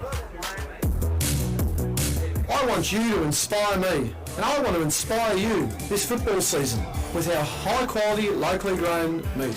Hop online or give us a call on 5368 1117 or come in store and we will deliver to you free of charge this football season. Proud sponsors of this station, the Land Local Butcher. Rustel Proprietary Limited, phone 0419 568 635. Stop for quality and service for your side cut. Phone the top man Graham Gillespie at Rustel for prompt and expert service. Proud sponsor Apple 98.5 FM. Apple 98.5 FM, your community on the radio. Rustel Proprietary Limited, phone 0419 568 635. For all your site and construction needs, be they large or small, phone the top man Graham Gillespie at Rustel to get your job done quickly and efficiently. Rustel Proprietary Limited, proud sponsor of Apple 98.5 FM. I want you to inspire me, and I want to inspire you this football season with our high-quality, locally grown meat. Hop online or give us a call on 5368 1117 or come in store and we will deliver to you free of charge this football season. Proud sponsors of this station, the Land Local Butcher. Mark Shelley, along with his team at Stockdale and Lego Bacchus Marsh, run a successful and results-driven agency who are experienced, customer-focused and knowledgeable, dedicated agents delivering outstanding results for their clients. For expert advice, please call station sponsor on 5367 5700 today. Stockdale and Lego, we are here for you. Proud sponsor of Apple 98.5 FM. Your community on the radio. Apple 98.5 FM. Rustel Proprietary Limited, phone 0419 568 635. Stop for quality and service for your side cut. Phone the top man Graham Gillespie at Rustel for prompt and expert service. Proud sponsor Apple 98.5 FM. Stockdale and Lego means real estate because your success is our business. Take a look at our station sponsor website www.stockdaleandlego.com/Bacchus and like our Facebook page to keep up to date with new listings, open for inspections and rental availabilities. Stockdale and Lego, we are here for you. Proud sponsor of Apple 98.5 FM. I want you to inspire me, and I want to inspire you this football season with our high-quality, locally grown meat. Hop online or give us a call on 5368 1117 or come in store and we will deliver to you free of charge this football season. Proud sponsors of this station, the Land Local Butcher. Apple 98. Welcome back to Melton Rec Reserve. It's three-quarter time here in Apple 98.5 FM's match of the round. And the audio also via 979 Melton FM and the vision provided by the BFNL broadcast partners Red Onion, bringing you all the vision today from Melton. Heath, you had an interesting conversation off air there with your father, who was finding it a tough watch, but you did inform him upon the text that was actually the best quarter of the Panthers. Yeah, it's Dad's away on holiday. He watched last week's game, watched Lockie play last week, and then he's off on holiday today, goes up north and still watches the Panthers as much as he can and watched the third quarter on the stream, and said it's been a tough watch watching the third quarter, and I said, well, that was actually probably the best quarter, Dad. So, but it's good to know that there's people that care, that are watching the game when they're on their way up on holiday going up to Queensland. So there you go. So they might have parked the Ferrari, Darley, whether Bewley was going to go. Yeah, he looks like he's done for the day, Bewley. Not going to risk him with any more minutes. So the beneficiaries of that will be, of course, the Navy blue and white. But the result foregone here. Is that something you do, Heath? Look, like I said to you at the start of the day, I was surprised that they all played. I would have thought a few would have played this week, a few play next week, and work out which ones miss which game. But you know, as I said, Dan Jordan and Matt Cape are experienced blokes, and certainly the fact that you can afford to put them on ice, well, put them on ice and say, rightio, bring in the Lakers next week. So it'll be Johnson in the ruck with Denham, Van Leith and Baker. So there'll be a lot around the communication of Baker with the more recent additions, if you like, of Van Leith and Johnson into that role. Denham very experienced, but around some new faces this year at his new club. So let's see how the cohesion out of centre bounce and around stoppage in the absence of Bewley. You know, I thought young Tanner did a really good job for Darley last year in the ruck, and probably a little surprised that he hasn't got a run, but the form of Impey has been so good that he's kept him out of the side. So going with a very small second ruckman, the Devils. So Darley kick to the Melbourne end in this final term. Ball up, tap won by Johnson. Ball went to outer centre wing. The gather was terrific there from Sullivan, when he was ushered into the ground after some momentum forward. Ball spilled out into a swarm of players, and there'll be a ball up. So what to gain for the Panthers in this final term, Heath? Oh, look, just similar to the last quarter. Try not to fade out of it. Try not to get outscored by too much.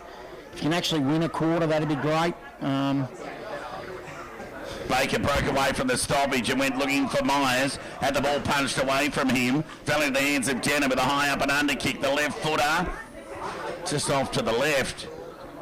Down on the goal line there was Leonard in a bit of a wrestle, but it beat them all through for a minor score. So Darley on the board early in this final term, 50 seconds in. And behind to Matty Denham, who is one of 12 goal kickers today. So the ball comes out to half back, Page all over it. Muse did well to get a hand on it to affect the spoil. Second ender was even better, but missed the target for Kavarik. Baker, tunnel ball, knocked it forward, kept it in front of himself. Probably should have gave the handball back to him there, did the Darley play, but it's fallen into the hands of Brodie Ward, who gave it to Ankrum. Right foot kick inside 40, 50-50 ball, White the flyer. He couldn't gather. But in the end, Simpson can, who went back to Bridges, who's going to concede some ground here with the switch. The kick needs to be good, and it is. And they put the faith in Muse to complete the chain. Albeit another link as he goes short to Kavarik on the defensive 40. Can come along the line. Miller the target. Johnson read it better. Just got to go there, the young fella from South. He's got to go then. So it'll be Johnson with ball in hand. Goes out in the direction of Myers. He looks dangerous from here. Got plenty of purchase on it, but Page had more of it in front, but the umpire let it go to Chapman, who fired it out boundary side to Lee. Searching hand pass meant for Kavarik. Wasn't sure whether it was meant for him or not. So it bounced in the end and rolled over the line for a throw in. Just send a cheerio to my old mate Brad Barnes, who texted me. Said him and Dave are sitting there listening to the footy. So to the Barneses, g'day to you boys. The Group 1 Barnes duo coming to a trotting venue near you. There's the boundary throw in. At the back there was Baker. Ran past the footy. Gathered high up and under kick there from Morris. He only went as far as Cousins, who took a leap of faith. Took a nice mark over Brodie Ward in the end. Just eyes for the footy. Now he lowers the eyes. Goes in the Leonard direction. Presents and takes a nice overhead mark. Quality player. And Leonard will go back and have a shot on goal from about 40. Yeah, and that's the sort of thing that will fill the Darley people's hearts with a bit of joy. You know, you look at Mace Cousins, son of an ex-player, Luther Baker, son of an ex-player. It's good to see that those guys are playing for the club and playing such vital roles. Good players, both of them very good players. Yeah, that's a good call. Generational players. As Leonard for a shot on goal off to the right. So the Devils begin in their errant ways as they did in the opening term and third term before a correction. And a sea of goals followed. They'll be hoping that can eventuate in this final term. So it'll be the Panthers to bring the ball back into play through Lee. Gets plenty of purchase on the kick to half back. It was Patea, the fly, couldn't get it. Ward wanted a free kick, wasn't forthcoming. Through traffic he goes, took on the tackler there in white. Umpire let it go. Chance here for the Panthers. They're out to Patea, who ran forward in the contest and then got a touch of the fumbles. His second effort was okay as Sullivan's over the footy. And whistle a minute, there'll be a ball up. And of course, young Brody, who's the son of Rod Ward. So that's another connection from generations past. Indeed. And a couple of listening on the radio today. The Barnes duo, synonymous with the Darley family. As Van Leith, by hand, from a standing start, got it to Denham. His left foot kick went towards Azapati, who took a mark 40 metres out from goal. So he wastes no time, 42 metres out, high up and under kick. Myers has to wait under it, second grab, couldn't take it. Chance here for Leonard. Here passed the ball off to Matricati, who ran into an open goal and put it through. So that breaks the ice, albeit inside 5 minutes of a drought for the Devils. They kick their goal number 24, they're 24-13. 157, they lead Melton South 2-1-13. So Matricati, speak of Riley, gets his first. He becomes Darley's 13th goal scorer of the afternoon. Look out, it's East Point 58, Trail Redan 85. 27-point lead to Redan. Let's see how this boundary, this ball up goes. Johnson went to Baker, nudged his man forward to that stoppage. Then it's set up for him, but he was unable to gather cleanly and the ball went to ground and there'll be a ball up. So I'll repeat. A restart of sorts. Tap won by Johnson. Ball at ground level. Denham might have been pushed. The umpire let it go. Fell in the hands of Baker on the non-preferred. Hassled the ball forward. Bouncing Paul on the right boot. Ran in towards Azapati. Swooped on the footy and kicked a goal. Just look at the spacing then. If you look at that stoppage then, or that pack was basically in the middle of the ground. If you have a look at the Melton South forward line, the spacing between their forwards was roughly 5 metres. Becomes really easy to defend. You look at the Darley forward line, 10, 15, 20 metres apart, more space, rolled players up higher, meant that the forward line probably only had 4 blokes in it, possibly 5. Just giving their forwards much more space to operate in, and they're running into open goal and open space. Luther Baker's gone forward. And Adam Azapati into the middle of the ground with Johnson and Denham and Van Leith and Bibby, the Panther, the youth. Gave the hand pass over to a tackle there from Johnson, was solid. Over the shoulder, said the umpire. Be a free kick here to Fino. Dan Jordan will love that as a coach. Like, you know, 130, 150 points up. Right foot kick. Umpire's going to pay the mark. Well, he just pushed Cousins out of the way. Cousins a little bit disappointed that he wasn't afforded a free kick. Arguably one of Darley's best players of the afternoon, but a nice bit of forward craft from Riley, a new addition to the Panthers in 2023. And a shot on goal here. Chance to kick the Panthers third, and he's just off to the right. So he's been a trier all day for Melton South. That would have added a little bit more credibility to his contribution for the afternoon. Yeah, absolutely. So Matty Brett to bring the ball back into play. He's been super efficient by foot. Right foot kick is terrific. And found Sullivan, the former Melton South utility. Went by the right boot towards half forward. Baker kept his feet. Then was tackled and bailed up. He did everything right there. He's going to get pinged here for holding the ball. And it'll be Fino with ball in hand. So Fino, who's tried hard all day, plenty of footy behind the ball. Right foot kick to outer side centre wing is okay. Bibby. And it's Bibby with ball in hand. He looks to come inboard to Chapman. I like that kick. Change the angles a little bit. Make the Darley defenders move. Stagnant. Come on, boys. South boys need to move. So Chapman concedes. towards White on half back. Took on Cadman, was forced to go by hand in the end. Theo fumbled it, but had time to regather and send it to half forward. Chance here for Sullivan. Attack on the footy was terrific, so too from Bibby and Patea to square away the stoppage, and there'll be a ball up on half forward for the Panthers. You are giving up the ghost here, 8.5 minutes gone, final term. The Devils with an insurmountable lead of epic proportion. They lead by 149 points. There's the ball up. Ground level ball, not taken cleanly by either side. Chapman had it knocked away from him. Second effort as usual's okay, but it's spilled out the back to Page. They're unable to keep it in there, the Panthers. That's what Heath Pritchard was chatting about just after half time. Miles has bailed up. And there'll be a ball up. It's a natural reaction for a side that's struggling to try and get more guys going at the ball, but they've just got to be more disciplined at keeping their space. Darley just keep having options to give the ball to every time they win it. White looked dangerous, gave the hand pass to Fino, fired it back to White, who went back in the Fino direction, spilled out to Chapman, who gave it the old 1-2, can chip the ball over the top. Rogers needs to be good here. It was too much on the kick. It was a slow, high-weighted kick. Allowed the Devils to come in and effect a ball over the line for a boundary throw-in. Tick over 9.5 minutes gone in this final term here. Darley have added 2 goals, 2 for the term. Grabbed out of the ruck there by Johnson. The throw-in was favourable. He threw it on the boot to an open forward line, and Miles has got it. And Myers with ball in hand will go back and have a shot on goal here from 40 metres out. Chance to kick his 4th of the afternoon. It'll make it a game-high 4.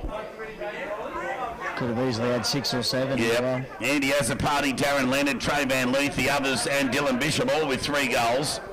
Myers has a chance for number 4 here. It's a lovely kick. Yeah, that's a ripper. Have a shot from out at that distance more often, Billy Myers, as he makes no mistake with that one. He kicks goal number 4. And Darley get their 26th of the afternoon. And they extend here at Melton Rec Reserve.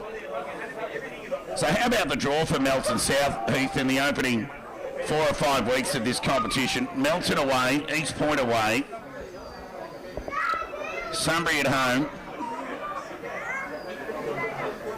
etc. And then what else did they have? It didn't get any easier. Sebastopol away, and now they're saying hello to...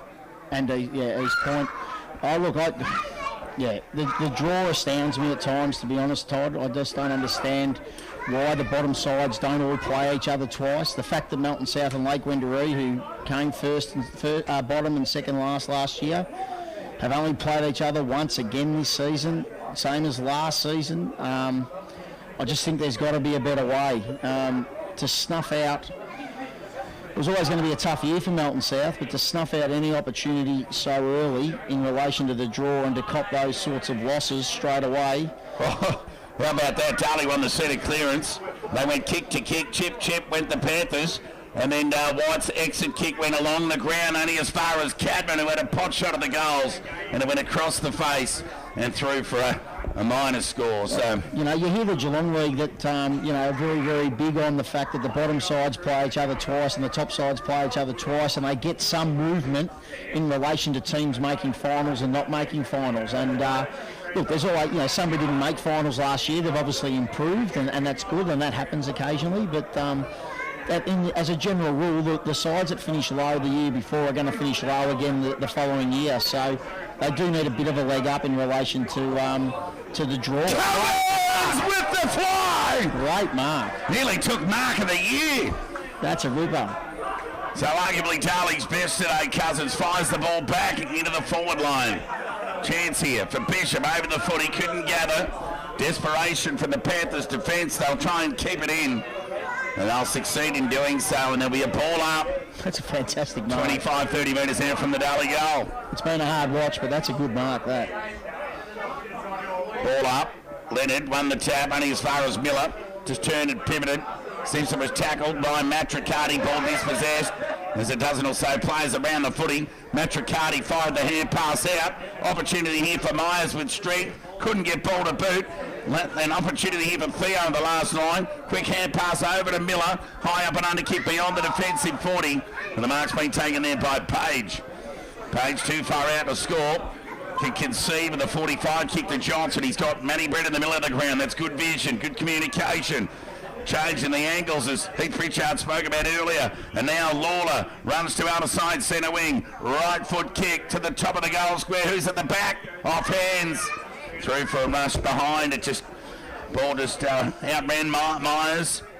And through for a minor score. So Darley kicked their 15th point of the afternoon. And 10th for the second half. They've kicked 8 goals, 10 in the second half. As they trade with short kicks out of defence, the Panthers, and it ends up in the hands of Miller. They'll go short, backwards, and it's okay. In the end, mark taken there by Riley, as Billy Myers was steaming in, but couldn't impact before Riley. There's a tumbling exit kick, another poor one at that. Cousins hasn't stopped running. Miller by hand went inboard to Caddy. Could have given it back to the big fella, but elected to go by foot. Matty Brett, he's been a backstop of sorts today for the Devils. Got it to Baker, got it to Page, to Ward. Short left foot kick was well done. They're away here. Ankrum lowers the eyes, and Billy Myers comes out and takes a nice overhead mark. 40 metres out from goal. He's a quality act, Myers. Good player, and adds another dimension. Like, I know Nick Rodder's disappeared this year from the Devils, but I just think they've got more avenues to goal than previous years, Todd. Like, Myers up forward, Leonard goes forward. The young fella you mentioned before, Will Johnson. He's hit the post, Heath. Young Dylan Bishop plays a role up forward. He's actually hit the post of the net behind the goals. They just happen to be in sync in our vision here. They do, Toddy. I'll stick up for you there. Thank you. There's like a mirror image of the goalposts behind that make up the structural arrangement of that net, and it's bounced off the post and hit it flush, actually, to give us every indication from 200 metres away that it had hit the post. But it indeed did hit a post. It just wasn't the goalpost. It was that at the net. And a goal to Myers. And goal number 5. Terrific kick. Ball up, tap one by Johnson. Went looking for Bewley and Baker. Neither were there because Baker's forward and Bewley's off the ground. And the forward 50 entry kick meant for Rogers was cut off by Brodie Ward, who hasn't made any errors this afternoon. He's done everything right. To Young. Played on by hand pass towards Matthew Brett through the middle. Been terrific by foot today. Hand pass from Bishop was cut off. White's been busy. Ran away from the contest though too quickly. Natricati got it to Lawler. Right foot kick to Lennon. Crashing.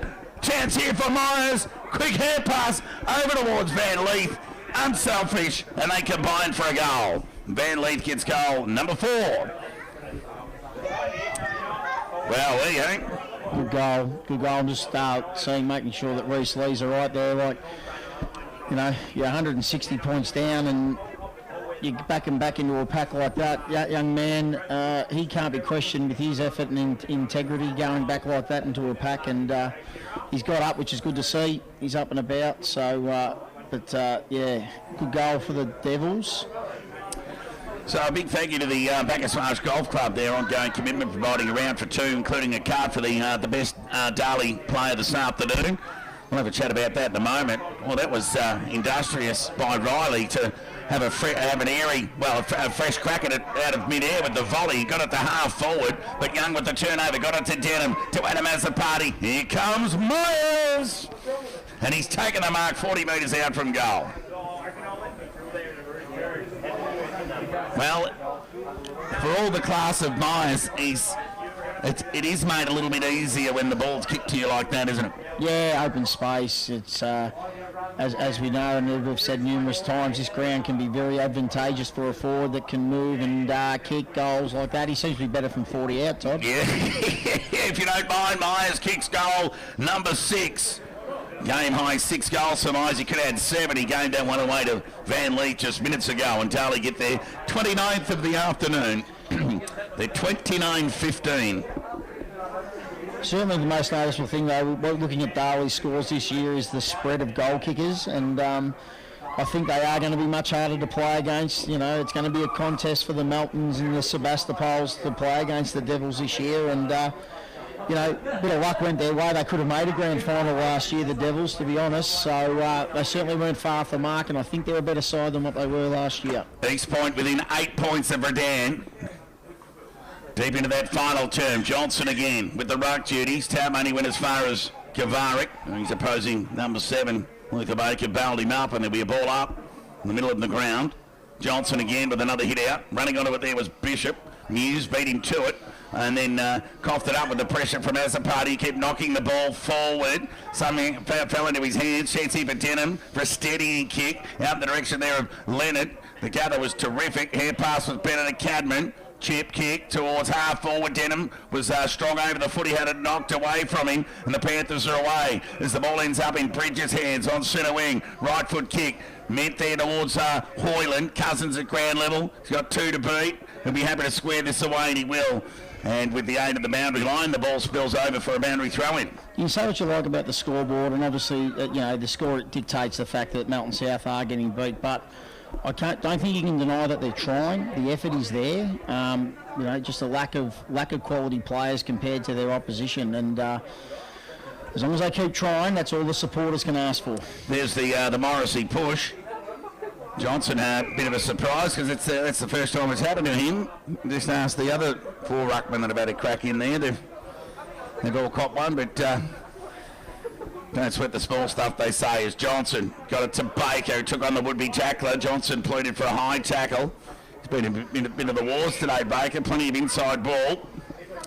And there'll be a stoppage on centre wing, between 2 centre wing and the boundary line.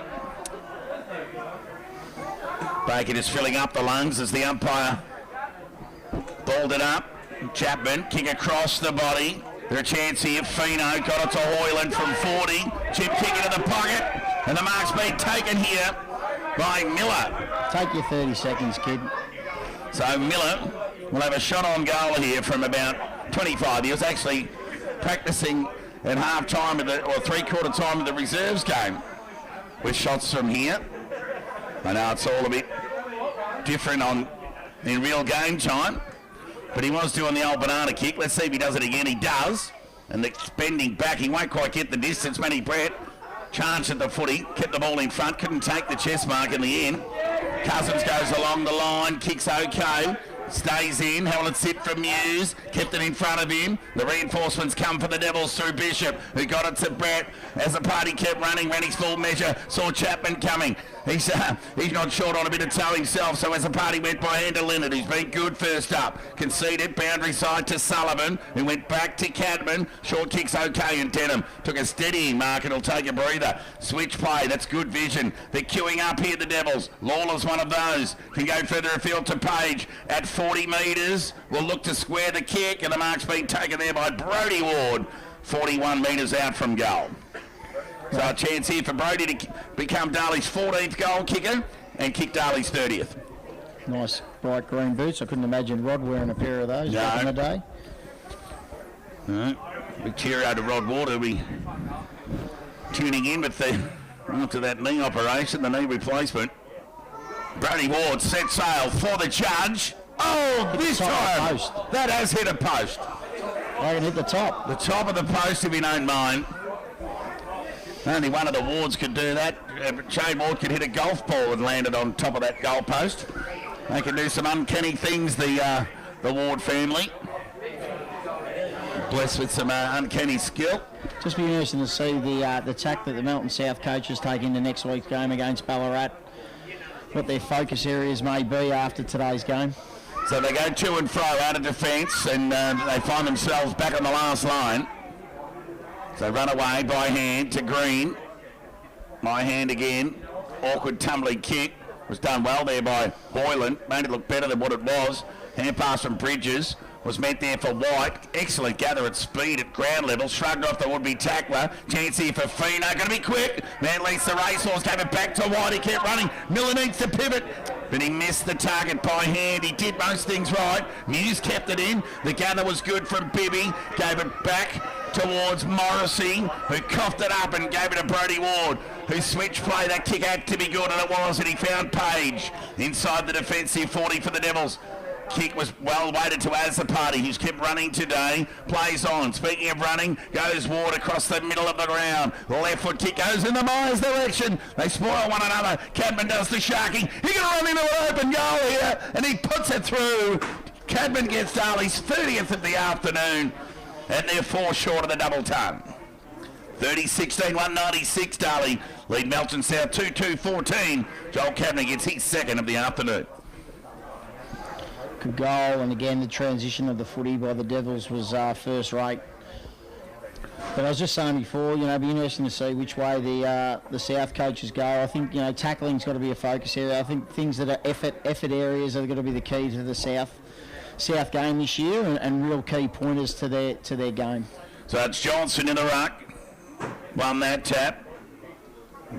Denham gets. Oh, he looks a bit sore there, Denham. Let's hope he got a stinger on the face. He has, yeah, because of course that knee injury that put him out for 12 months and a subsequent, well, I've had enough queuing the rack stuff, but so good to see him back, and he's warming into the task at his new club, and arguably his best game last week, and he's had plenty of it again today. So it's Johnson with the resultant free kick. That's a beautiful kick to Cousins, played on with the right-hand hand pass to Page. He's drawn the overlap, just needs to give it. He does in the end. He gave it to Young, who went over the top towards Ankrum. Ankrum goes forward into the goal square. Myers the target, and he's got it. Myers has taken the mark. He's just outpointed Lee on that occasion. And the former Williamstown VFL affiliate will go back and have a shot on goal for number 7. He's just not going to go away, Myers, is he? That he might miss a couple, but he's just such a quality act. Quality player, like straight out of VFL football. Wasn't just a VFL footballer. He wasn't just getting a game every now and then. He played week in, week out at Williamstown. So, well, there's goal number 7 for Myers. The game high is 7.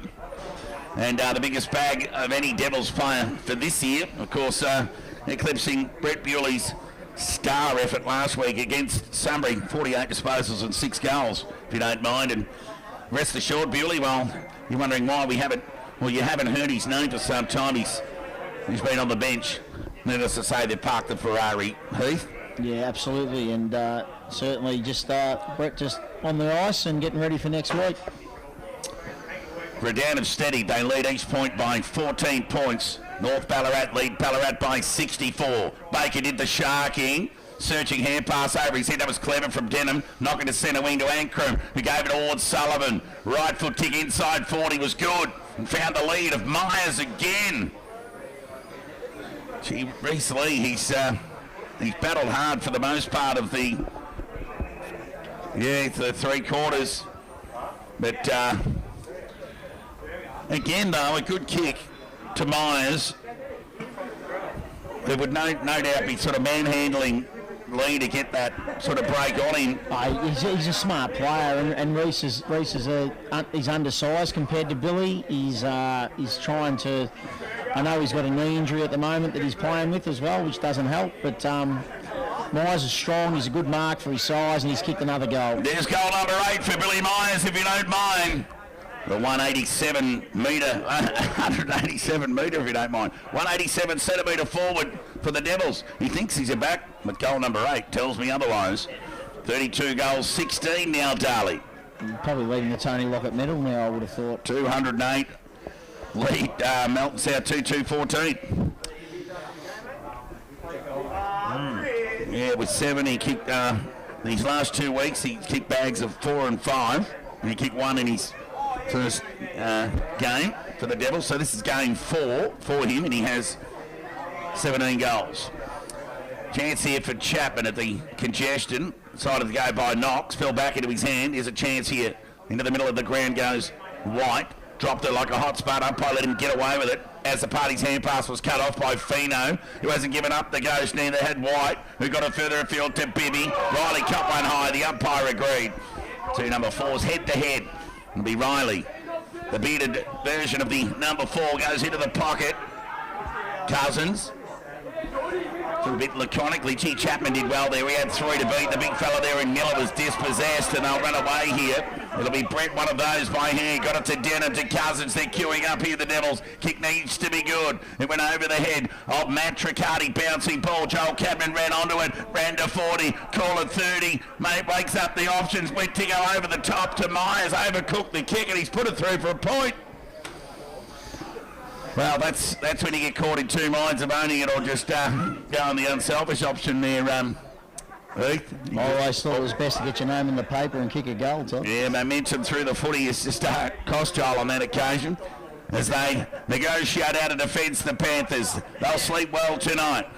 Right foot kick goes to outer centre wing. Young, good tackle from Riley. He forces the turnover. Chance here for Bridges, who got it over towards...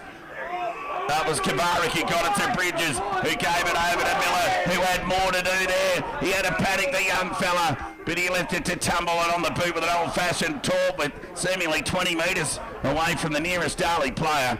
And all he could find there was Matthew Britt on the last line, who, for a game that has been separated by the best part of 190 points, he'd just about be in their best players for sure, Matty Britt, for a key back performance today. His kick goes towards centre wing. There's another high free kick. It's going to go Riley's way, this time against Bailey Young. So come out wide to Rogers, who'll present. There's the ball from Lahoure, was good. Gathered by Sullivan. Can he keep it in? He can't. And there'll be a boundary throw in on half forward for the Panthers here, who trail by 195 points. Near 30 minutes gone, final term. Darley have kicked 9 goals. 6 in this final quarter. Melton South about it, 1 behind. Throw in. Tap one by Johnson. Morrissey. Quick tap there to Fino. Excellent ball from Cousins on Chapman. And then he ran away, Cousins. Gave the hand pass over towards Azzopardi to Bishop, running through the middle. This is good play. Devils kick over the top. Goes to Myers. And Myers again has taken a mark in that all too familiar number 10 that won David Barnes wore and kicked so many goals inside 50 for the Devils those years back, Heath. I don't think the jump is quite as big as what David's was. Well, he's got his kicking boots on. I'll tell you what's at stake here. If Billy Myers can kick this goal, Darley will win by 201 points. Well, and that will eclipse the 200-point win of the reserves. So Myers for goal number 9. He's got it. Myers puts the icing on the cake for a day that simply belonged to the Devils. For an undermanned Panthers outfit, Darley have kicked goal number 10 to cap their 4-quarter effort with a 33-goal finish. 33 goals, 17, if you don't mind. 215 have defeated Melton South 2-2-14 after the Panthers could manage just 1 behind in that final term. Darley adding 10 goals, 6. Billy Myers finishing with 9 goals in the end to be game high. I reckon he kicked 6 in the last quarter, Heath. And the other major goal scorers, Darren Leonard 3, Dylan Bishop 3, Trey Van Leith 4. So I think Trey owes Billy a pot because that handball from inside the goal square to give Van Leith his 4th and deny Myers a 10th. As it turned out, but